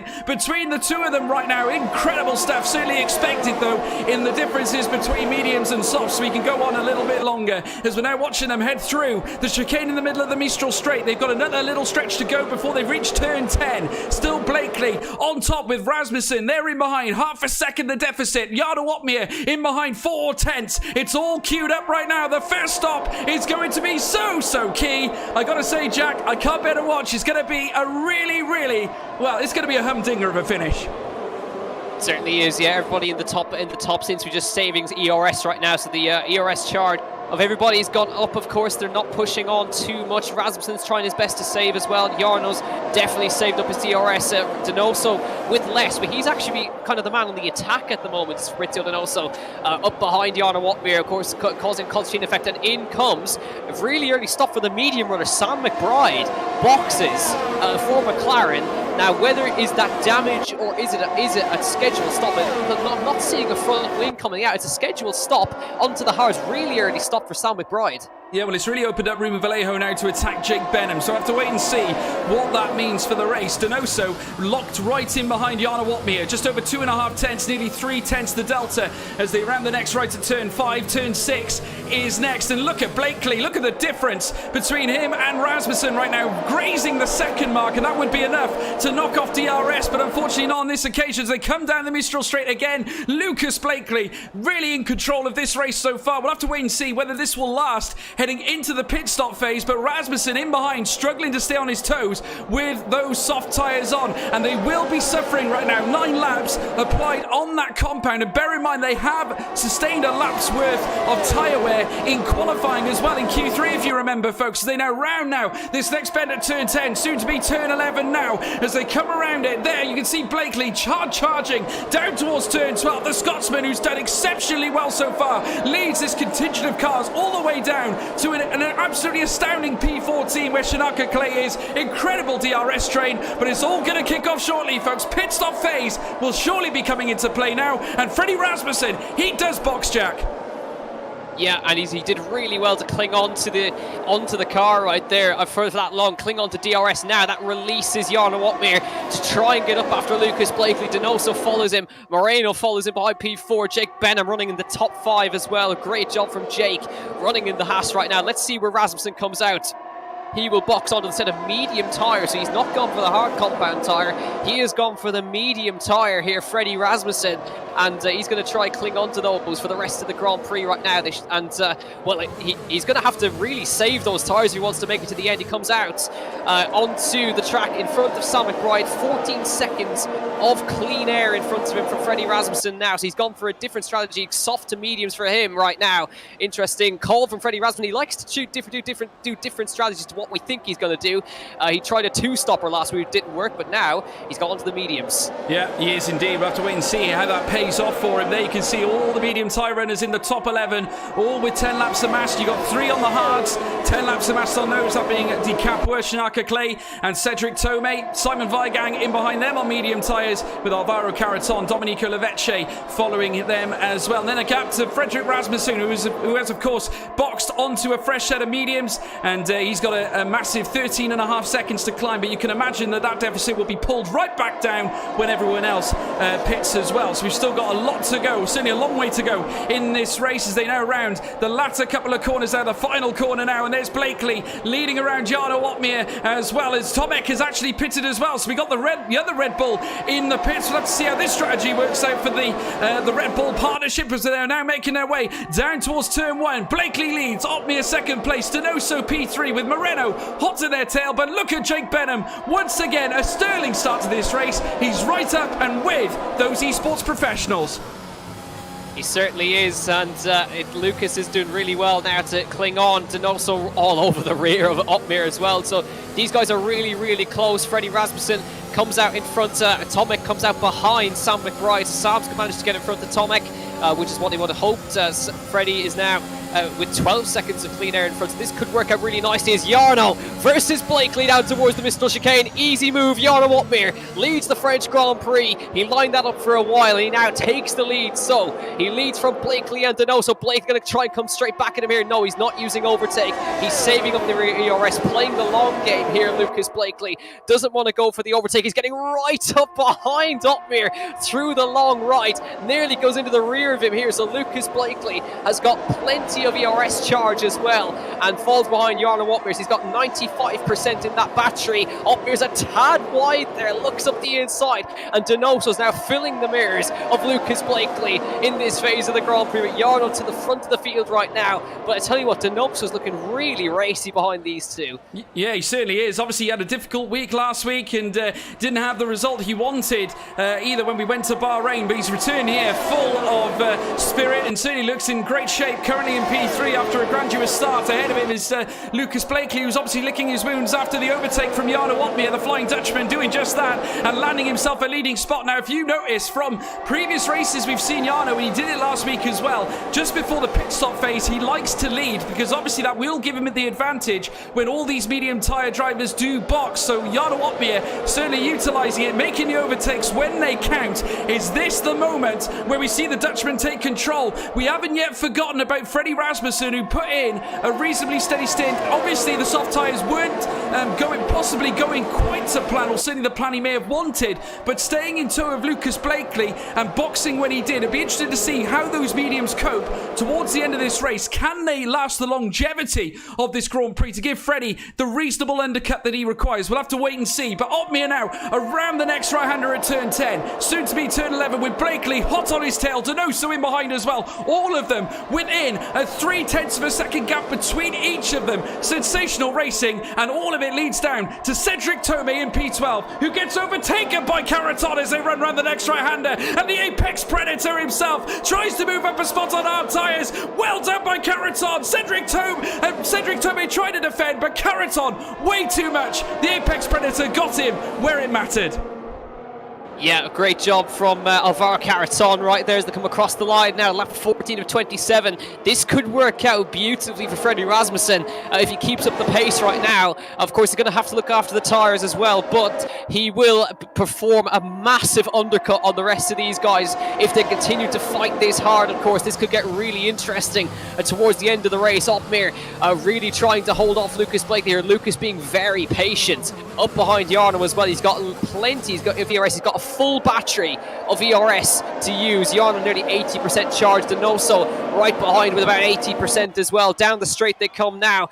Blakely getting really close, and DRS gets out of the slipstream. Will he go for the overtake? He's going to think about it. No, he's going to stay behind again. He's happy to sit behind Opmeer here as they come into the Mistral chicane. So Blakely is really playing a very strategic game here, staying behind Opmeer, not going for the overtake. Donoso also doing the same thing, so being a very interesting tactic. You can see all the cars all the way down through the corner they go. It goes all the way down to Alessio Di Capua is the lead train at the moment. Yeah, he certainly is. Just look at Nicholas Matteo though. We got a big cluster really starting to form in the midfield. Look at that as well. Dario Yamulo right in the thick of it, and so is Nicholas Matteo. As I said previously, Ruben Vallejo under a lot of pressure, and he's done exceptionally well to keep the force of certainly Dario Yamulo in behind him, as well as Matteo, with Joni Tormala only 0.4 of a second away. It might be the case that Dario Yamulo might make a move here heading down this stretch. If he can get in the slipstream, he could actually utilise it. May choose to use the overtake as they come down now towards turn 1. Dario Yamulo right in the rear of that McLaren as they come down now towards that first bend. No, he will not this time. He's going to stay right on the rear though. May choose to do it at the chicane as they come down the stretch now. Matteo as well, parts of it as well, but it's all cascading, all of them cascading together. Alessio Di Capua forming the tail end of this field. Everyone still in tandem, everyone in with a shot. It only takes one mistake, Jack, and this will all change up. It certainly will, yeah, and we are approaching pit stop phases very shortly for the medium runners, of course, down towards the Mistral chicane once again. Blakely being very patient in behind Opmeer. You can see the visual overspeed into the Mistral chicane, 203 miles an hour onto the brakes, but no way through for Blakely yet, and he doesn't want to go through. Donoso also being very patient behind. Danny Moreno in P4 with Jake Benham just behind him. Vallejo under severe pressure from Dario Yamulo, who's trying everything to stay get up alongside Vallejo here. He gets a shorter line through the right-hander. Vallejo slightly defensive on the way in. Yamulo's going to have a little look on the inside. Very close coming through the right-hander. He has to take off the road right there, and Yamulo not able to get his way through right there. Meanwhile, Alessio Di Capua trying to go around the outside of Sebastian Job here. Side by side, contact between the both of them as they come through the right-hander. Alessio's on the hard compound tires. Big contact. Alessio Di Capua goes off the road in the second to last corner with contact with Sebastian Job, and Alessio Di Capua will drop down the order like a stone. Big contact between the both of them on the way through. Yeah, not good at all for Alessio Di Capua. Maybe he took it a bit too far, heading around that final sector, and Sebastian Job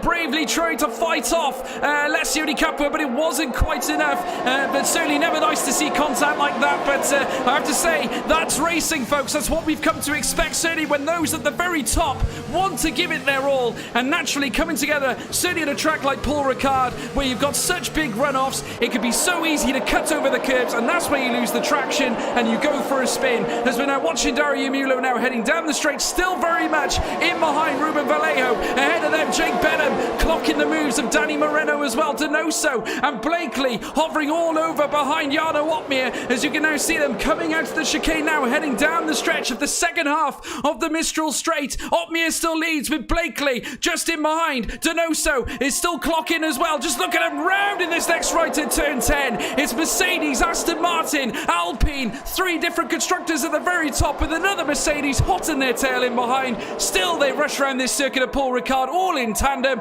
I tell you what, roll on the stops. It's going to be a very bumpy ride.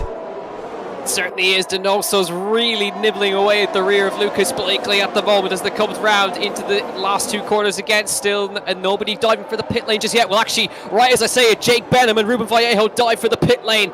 In the first of the medium runners to pit as well. Nicholas Mateo has also come into pit lane, as has Sebastian Job. Alvaro Caraton's on his way in as well. So they're the first of the lead runners to come in and put on a new set of tyres. They're going to go on to the soft compound tyre as they wait for everybody to sort themselves out in pit lane here. So these are the first guys to decide to come into pit lane. That will trigger the first pit stops up front as well. It certainly will. And now we're watching the top leaders now rush their way through. So there's a big gap to Simon Weigang now in behind Yoni Tormola. I say a big gap, 5 seconds the difference. There's a second difference between Yoni Tormola and Dario Yamulo now, who can just focus on what's ahead of him, at least for now. If he can break DRS on Yoni Tormola, that will be very beneficial. And I think he has, as they come down now towards the chicane yet again. Here this time Donoso has a look on Lucas Blakely, who immediately tries to cut off the access route, and certainly trying to sell him the dummy there did Fabrizio Donoso, but Blakely got very wise to that, had to defend the position. Alessio Di Capo, his race is going from bad to worse. A 3-second time penalty for the Italian. Not good at all, Jack.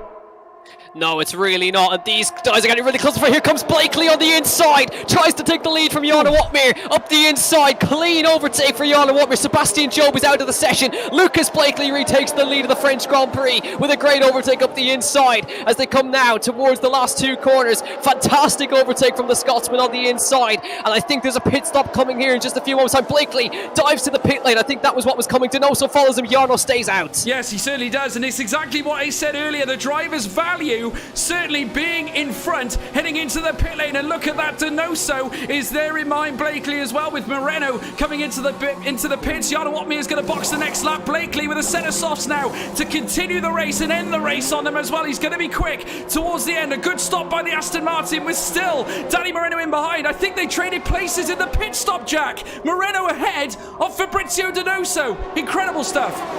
Got a penalty, George. 5 seconds for speeding in the pit lane. He's fallen behind all of them now. So really, really crucial error from Fabrizio Donoso. And he comes out behind. He's going to come out behind a load of cars. So close on the pit exit right there. And Cedric Tome just gets out in front of Yoni Tormola on the way out of the pit lane right there. But I think the key point to note, Lucas Blakely out in front. His teammate Shanika Clay is up behind him as well. But the key point to note, look at where Freddie Rasmussen is, George. He's miles in front of all of them with a huge undercut. So Freddie Rasmussen needs to now manage these tyres. He will get caught very quickly by the soft runners. Here comes Jake Benham with the overtake on Sam McBride on the soft tyres. Easy move for Jake, and he now gets up behind Tomek Paradzic right now as well. So now expect the pit stop very, very soon from these guys up the front. Jarno Watmere going to come into pit lane on this lap, of course, but with the guys who pitted earlier on the soft compound tyres, the lead soft runner, George, is Jake Benham. Yeah, incredible. I mean, incredible from Jake Benham as they now come around the next right. He's battling here with Tomek Paradzic, who tried to fight back here, but Benham has done it. He's reclaimed his spot. Sensational on the fresh soft tyres, got the moves done, and he now winds his way around the next left. The all-star Jake Benham, another superlative visit from the Haas, gets himself up into P4 ahead of Tomek Paradzic, and looking mightily strong on those soft tyres. He's ahead of Lucas Blakely. An undercut for them as Jarno Watmere boxes now. Rasmussen takes the official lead of the race with Benham locked in behind now in P2. Is that a masterstroke from Jake Benham, Jack? I think it is. He's absolutely pulled a masterclass off here as Jake Benham. Where does Watmere come out? He's come out side by side with Tormola, and he just about gets up behind Yoni Tormola. So that is not ideal for Jarno Watmere. He's miles behind the rest of these guys who went earlier. He's going to have to do some serious overtaking here. Jarno Watmere behind Yoni Tormola, behind Shanika Clay and all the rest of them. But now Freddie Rasmussen leads the race. Jake Benham is second on fresh soft tyres. Can Freddie Rasmussen pull this one off, or will Jake Benham get himself in front? Is behind now Lucas Blakely with the fresh softs trying to get past Sam McBride on the outside of the Mistel chicane. He does get in front. Lucas Blakely on the charge now, and now next up on his list is Tomek Paradzic. Tormola gets a penalty now as well to add to his woes as Sam McBride now, does he finally lose the spot to his teammate as a big squeeze in the background. Shanika Clay drives Jarno Watmere to the inside of the corner, and Watmere gets through on the inside right there. Brilliant overtake by Jarno Watmere. just behind right there. Had to make the move stick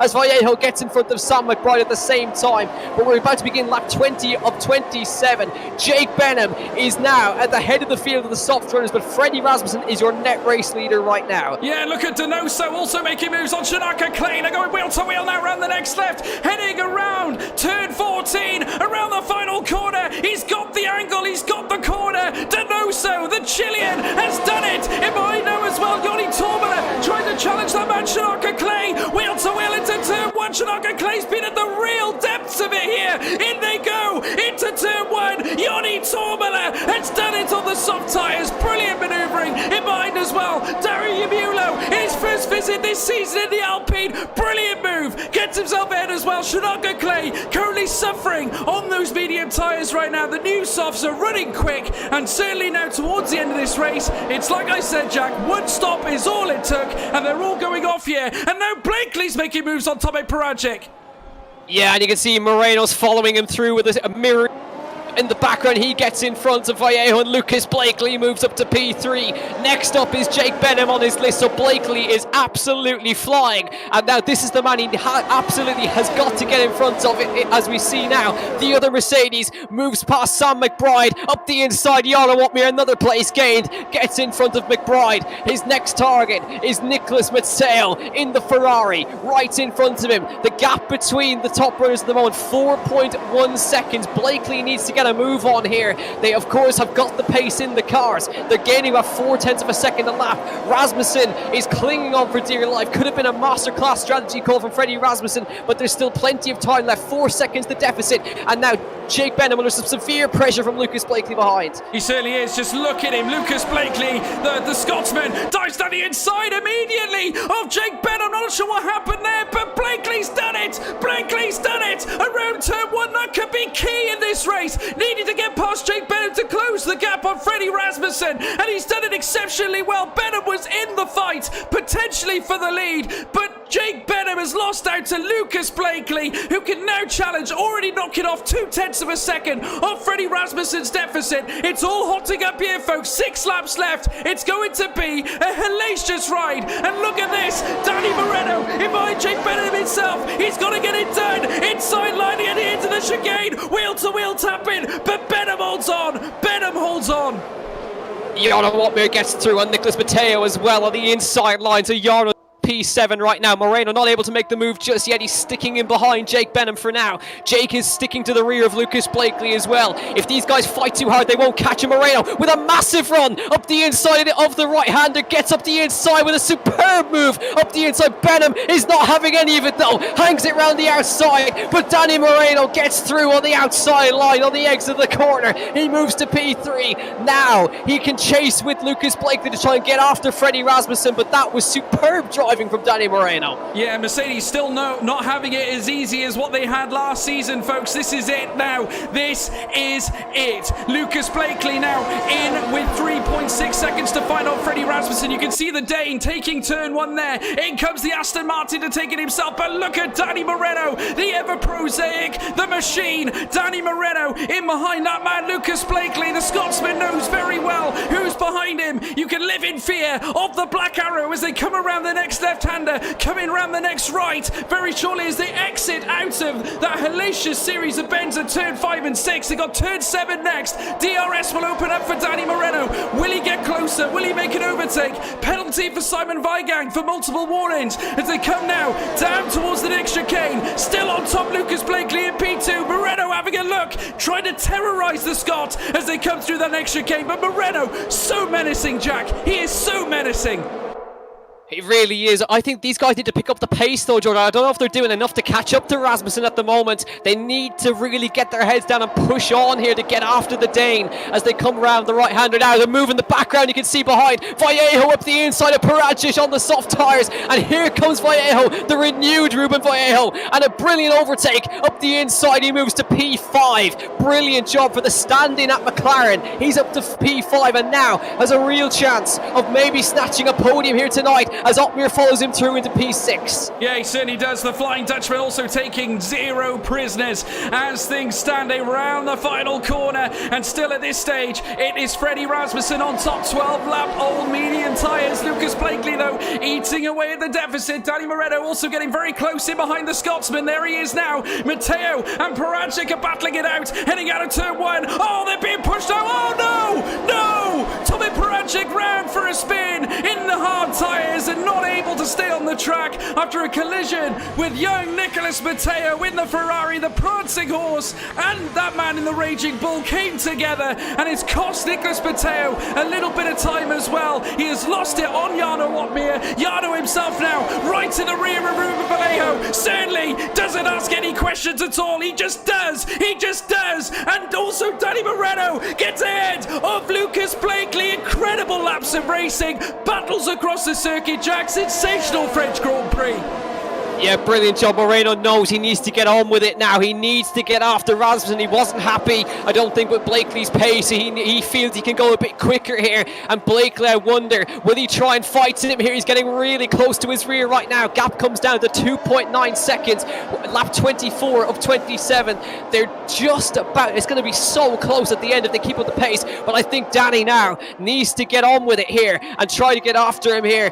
Otmir down in P5 now needs to try and line up Jake Benham and get after the rest of them in front. So this is getting really, really interesting up the front. Gap 2.8 at the front right now between Rasmussen and Moreno as they begin lap 24 of 27. Not long to go in this French Grand Prix. Rasmussen with a brilliant strategy call. Can he hang on? Tomek Paragic gets a 10-second penalty for cutting the chicane. I think on the pit entry, he's going to retire. Tomek will not finish this race. What a shame for Tomek, running so well up the head of the field for so long. But now it is back to the front between these two. Lucas Blakely, Danny Moreno and Jake Benham, who's now on the verge of losing DRS. He's under severe pressure from Jarno Otmir here. Here comes Jarno with the DRS open. Jake will also have DRS, but there's no contest. Jarno Otmir on the inside line of the Haas, down towards the Mistral chicane. He's up to P4. Now he can get after the guys in front. Jarno up to P4. And now I'm sure Danny will try and make life difficult for Blakely now to make sure Jarno gets back on his rear. Yeah, definitely. Blakely, though, not done. He's been probing the rear of that Mercedes still. He's not letting Danny go. Does not want him to forget the Scotsman,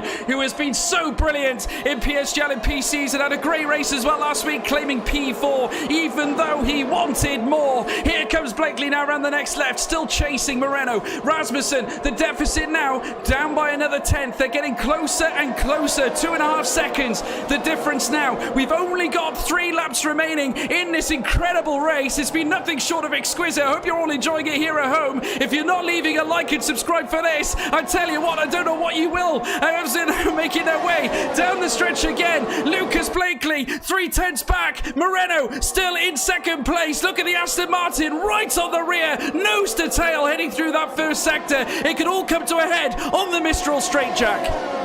It certainly could have, and I can't confirm, George, these guys are not doing enough to catch Freddie Rasmussen. If Freddie keeps it between the white lines, he will take this win. He just needs to make sure he keeps it clean and not lose too much time in these last few laps. These guys need a second a lap to catch him, and they're not doing it. Danny Moreno hanging on to P2 right now. Otmir closes up to the back of Blakely.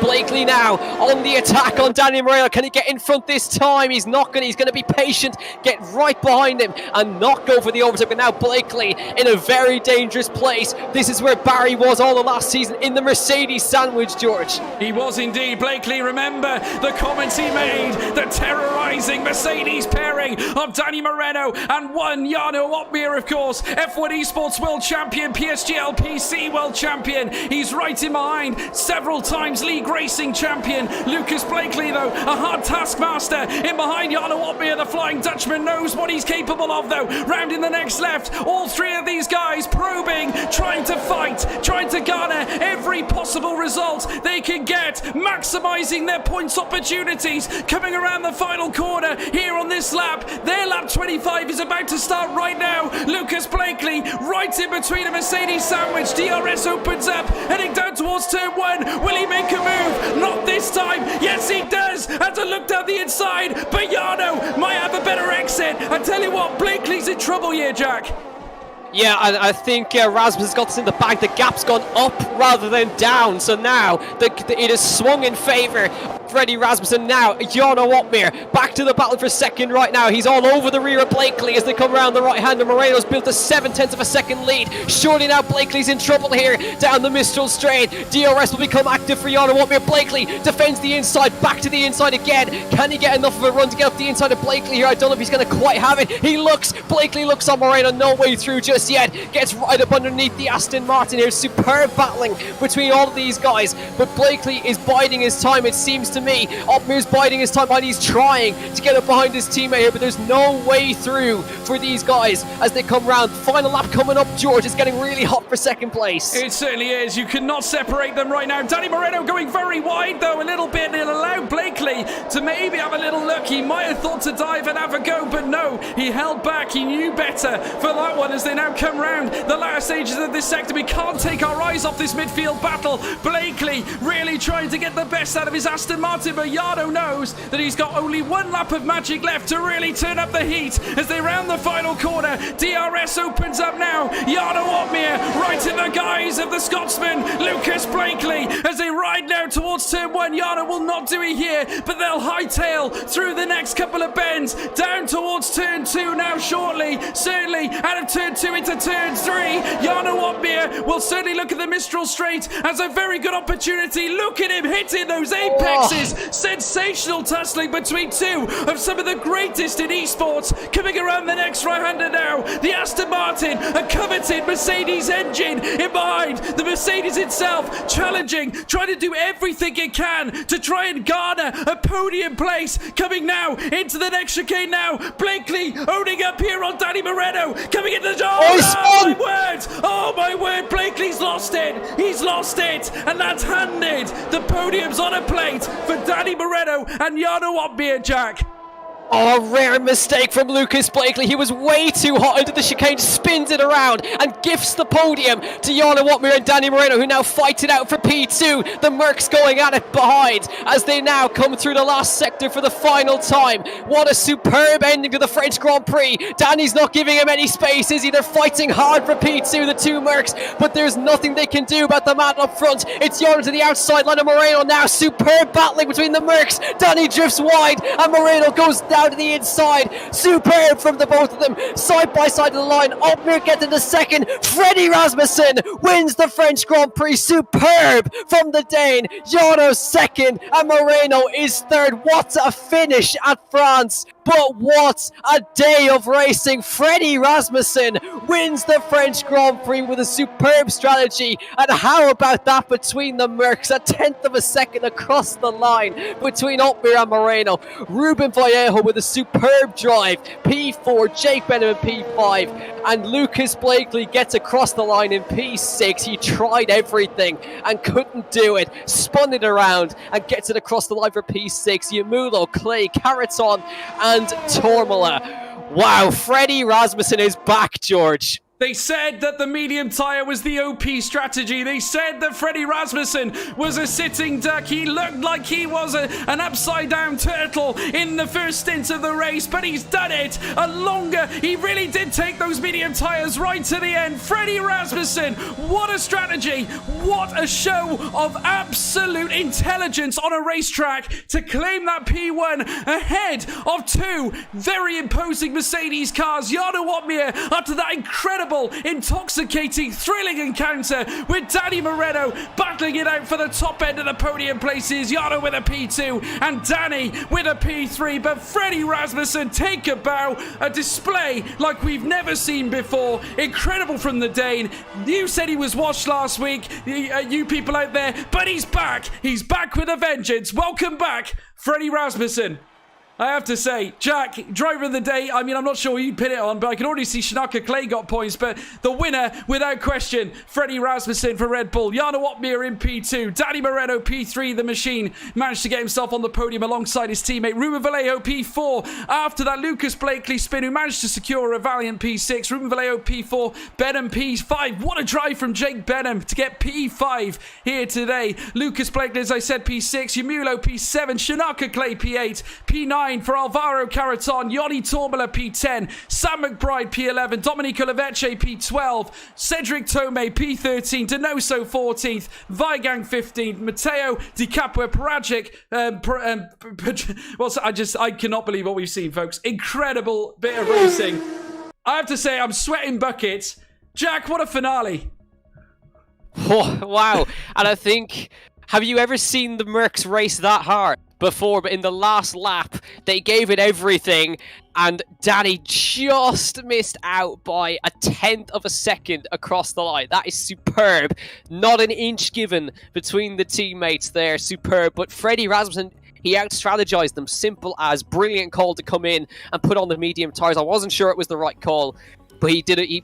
He pulled it off brilliantly, and he takes his first win in PSGL as well.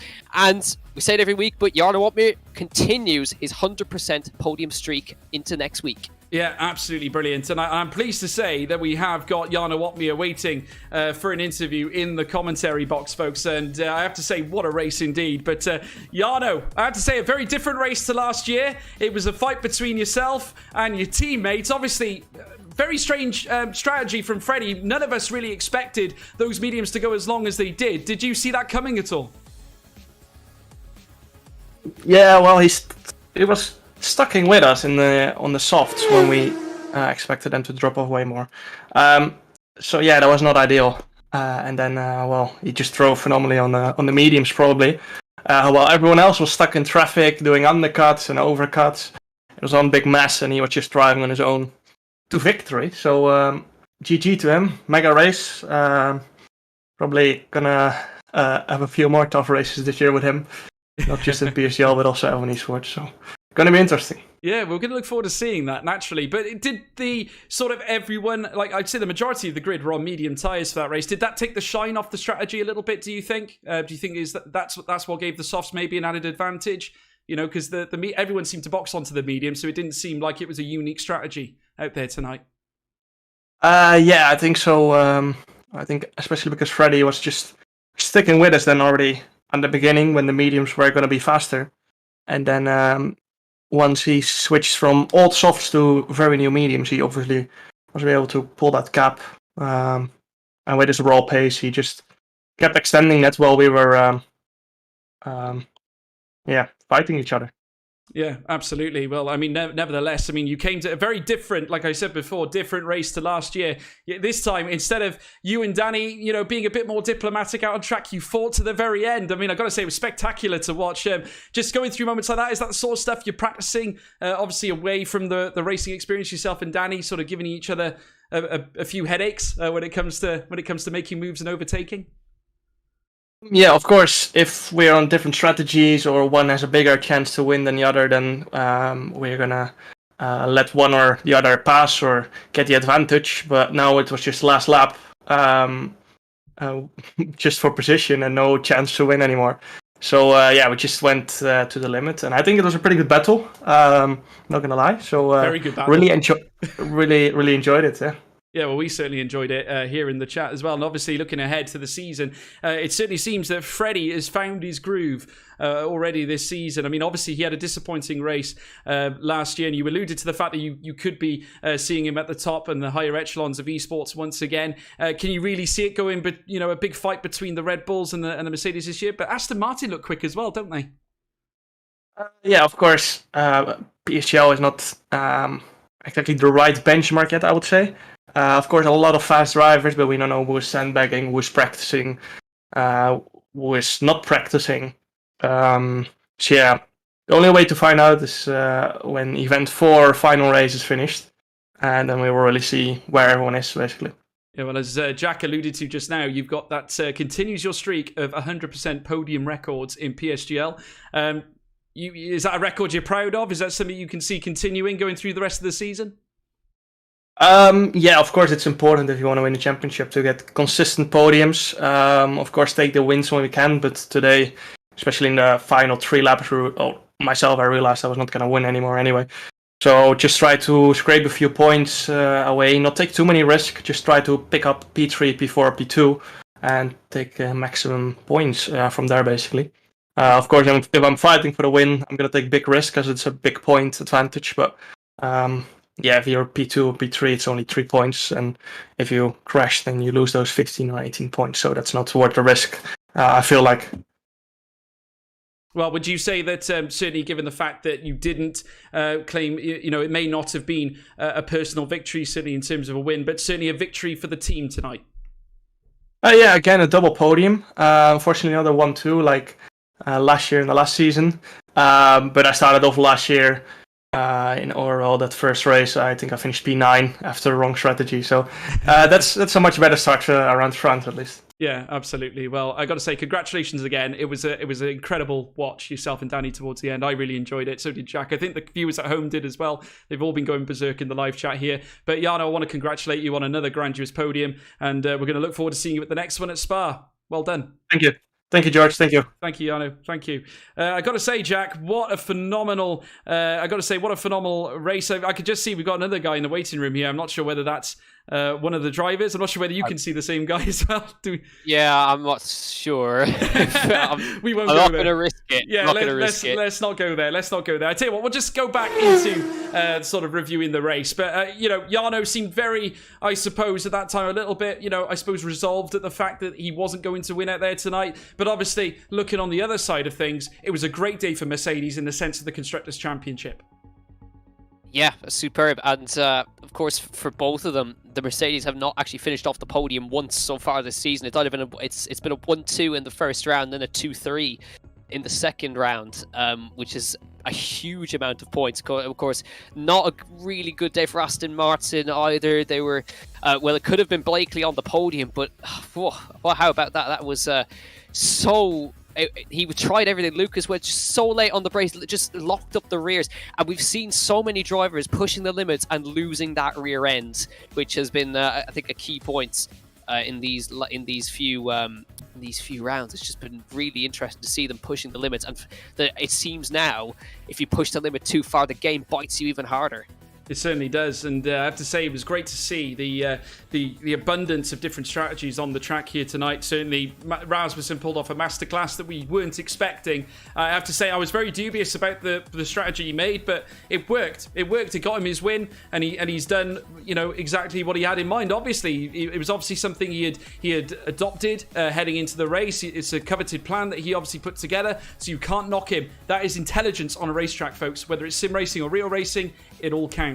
I gotta say, folks, I just want to say as well, a massive thank you to everybody, Jack. I mean, just to say this, Jack, we hit a mighty 3,833 of you peaked in the live chat here today. I just want to say you guys are absolutely amazing. We really do appreciate all the hard work you guys put in watching the streams, also enjoying what you're seeing. We hope you all enjoyed it at home, to say the least, and we would appreciate it as well if you would drop a subscribe and a like. But it's amazing to see League Racing growing the way it is. I'm personally a massive advocate myself. I know Jack is as well, of developments in sim racing as well as PSGL. It's certainly amazing to see a lot of people getting more involved, getting into sim racing, and it's amazing to see you guys as well at home getting involved, interacting with us there in the live chat, looking busy, and I want to see a lot more of you as well subscribing to the channel to stay up to date for more racing. But obviously, Jack, as we look ahead, the next race, Spa-Francorchamps, what are your thoughts going to Spa?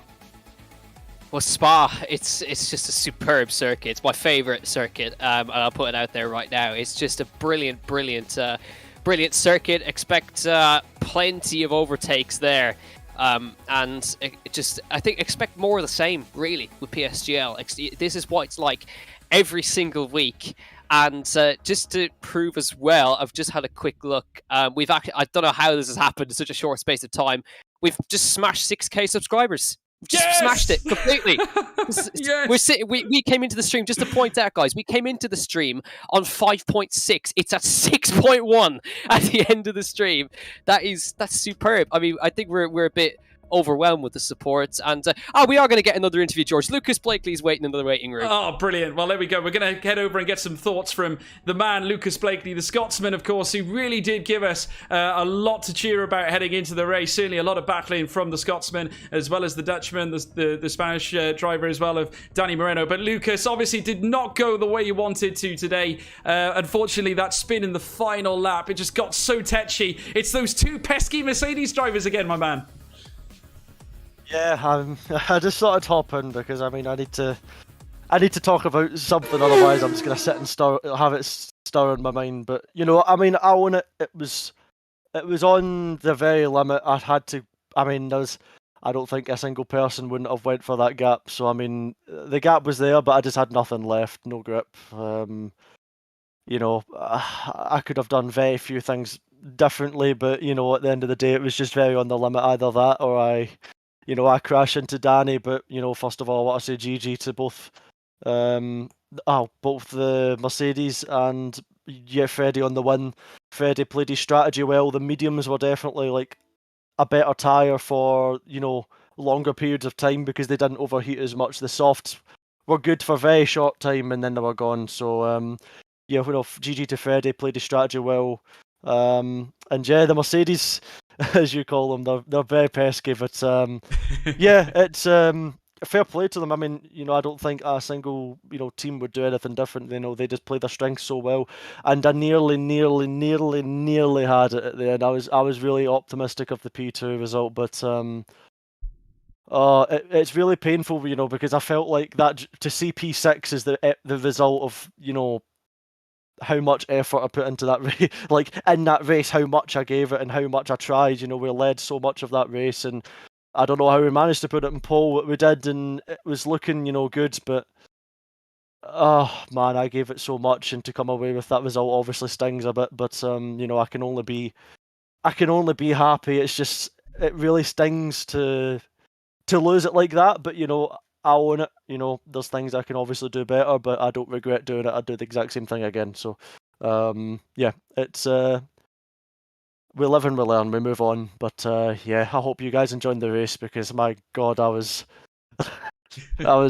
giving it so much, and I guarantee every single other driver was. I had to think tactically super hard to when to pass people, when to pit.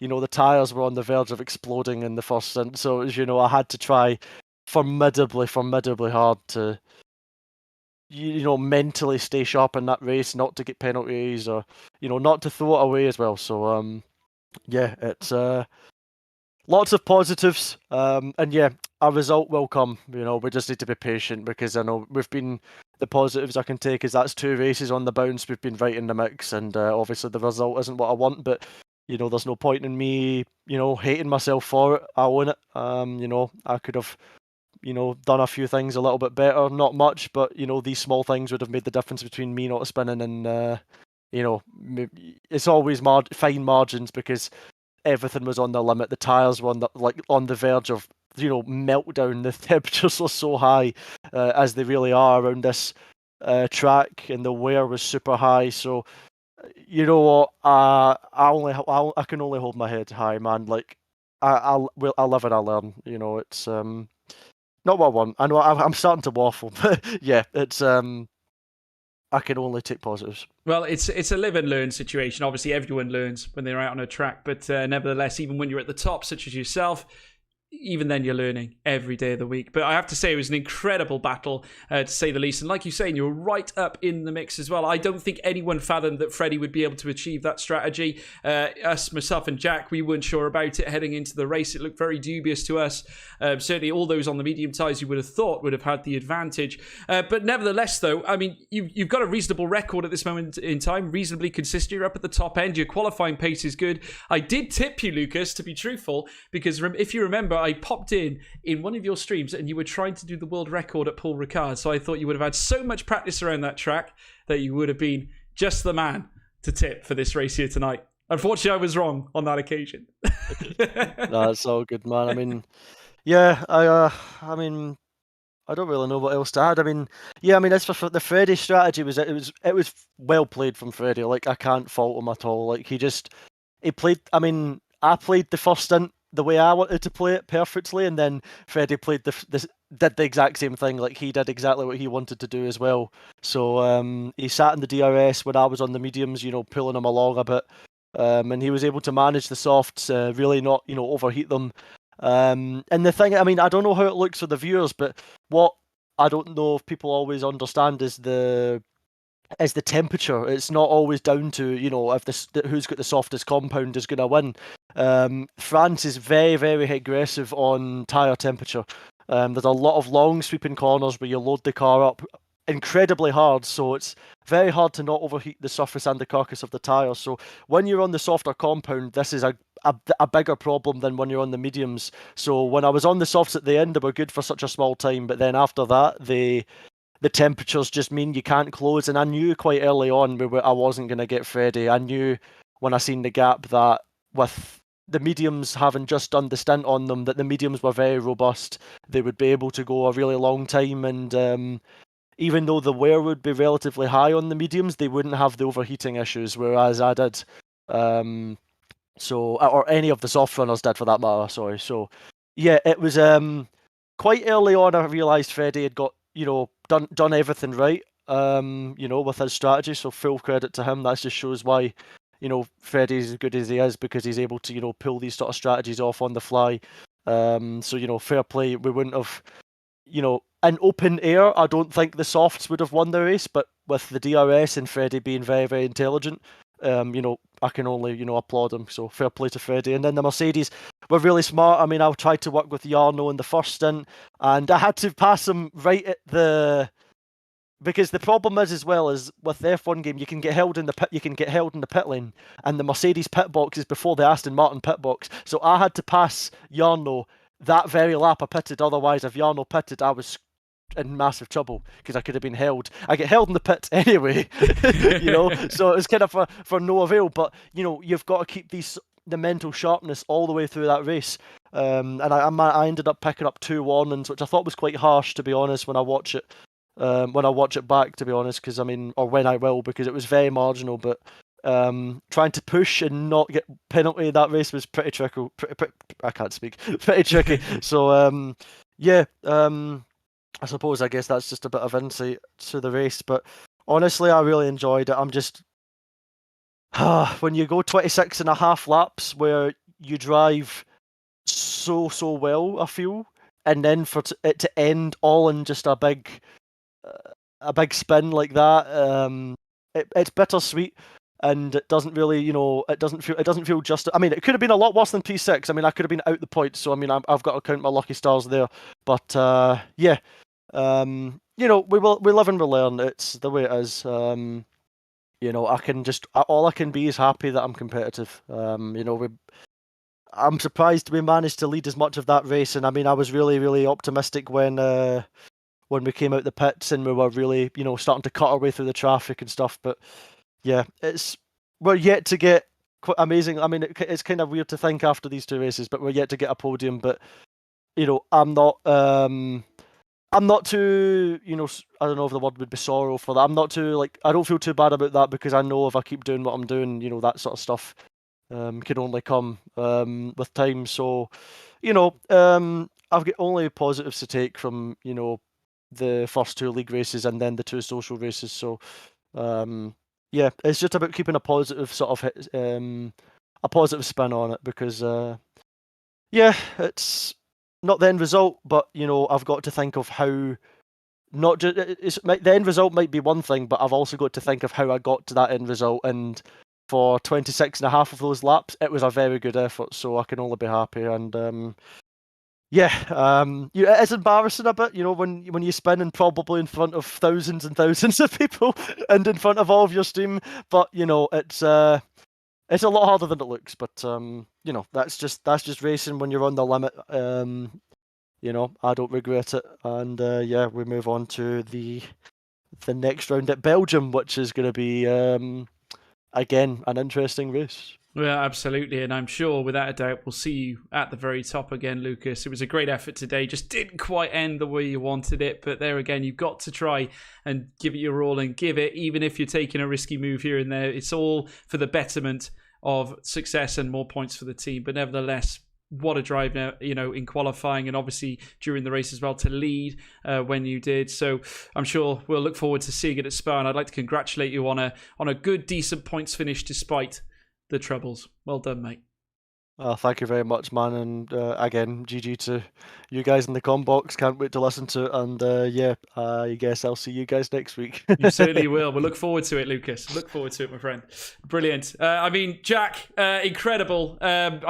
Obviously, fair play to Lucas. It wasn't his day today. Obviously, given that everything that happened, obviously the end of the race, the final lap, where everything just seemed to go all that wrong. He had to take a dive. It was the only choice he had. By the way, Big C, if you can hear me, hop in the chat, mate. Why not? Obviously, it's incredible. Obviously, he was right on the pace. He was there, but obviously, things that happened at the end, he had no choice but to go on Moreno, didn't he? Yeah, and I think that's what I like about Lucas, is that looking back on it, I'd have done the same thing anyway, so no regrets. No. So that's what I like about it. Anyone would have gone for that overtake, and it's last lap into the chicane. If you don't go for the move, then there's a problem with that. So fair play to Lucas, and his time will certainly come. There's a win there. There is a win there. It's just Rasmussen played it beautifully today, and all the drivers have a mad respect for him, because nobody else went for that strategy. Only him. Nobody thought it'd work, and beautifully executed from Freddie Rasmussen, ruthless as ever, and he takes his first win in PSGL as well. And Spa is going to be brilliant. I love Spa, and we have got some great action coming up in Spa, as we do every week. But Spa, Spa is Spa. It is. Spa is magnificent. I love Spa. I can't wait till we head over to Belgium, folks, over to certainly some of the corners like Les Combes. You got Blanchimont, you got the bus stop chicane and you got La Source as well, Eau Rouge. Loads of amazing bends that these cars will be hightailing through, and we're going to look forward to next Thursday, so make sure you don't miss it at 7 o'clock next week on Thursday, of course. I want to say, though, a massive thank you to everybody in the live chat. It never ceases to amaze the amount of support that we get here at PSGL, and you guys deserve all the credit. If you want to check out Premier Sim or PSGL on Twitter, it's at Premier Sim GL, so you can type that in and get access to all the latest tweets, all the latest news in with PSGL, of course, for future league races, as well as the other tiers that are in action throughout the course of the week. You can check me out as well, folks. I am George Morgan, of course, at George Morgan TV, as you can see on your left, my right, as you can see at the top there, at George Morgan TV. And also, Jack, tell them your Twitter tag, if you please. Yeah, it's right there on the screen as well, at Jack C. Commons. If you want to give me a follow over there, feel free to. Yeah, definitely, folks. Well, it's been a pleasure. Freddie Rasmussen took his very first victory here today at Paul Ricard, closely followed by 2 Mercedes. But Lucas Blakely will be back. Look out when we go to Spa next week. We'll see you then, folks. Take care. Goodbye. It's time once again to go racing. The pressure is really on now. And it's pole position. And it's pedal to the metal. Go, go,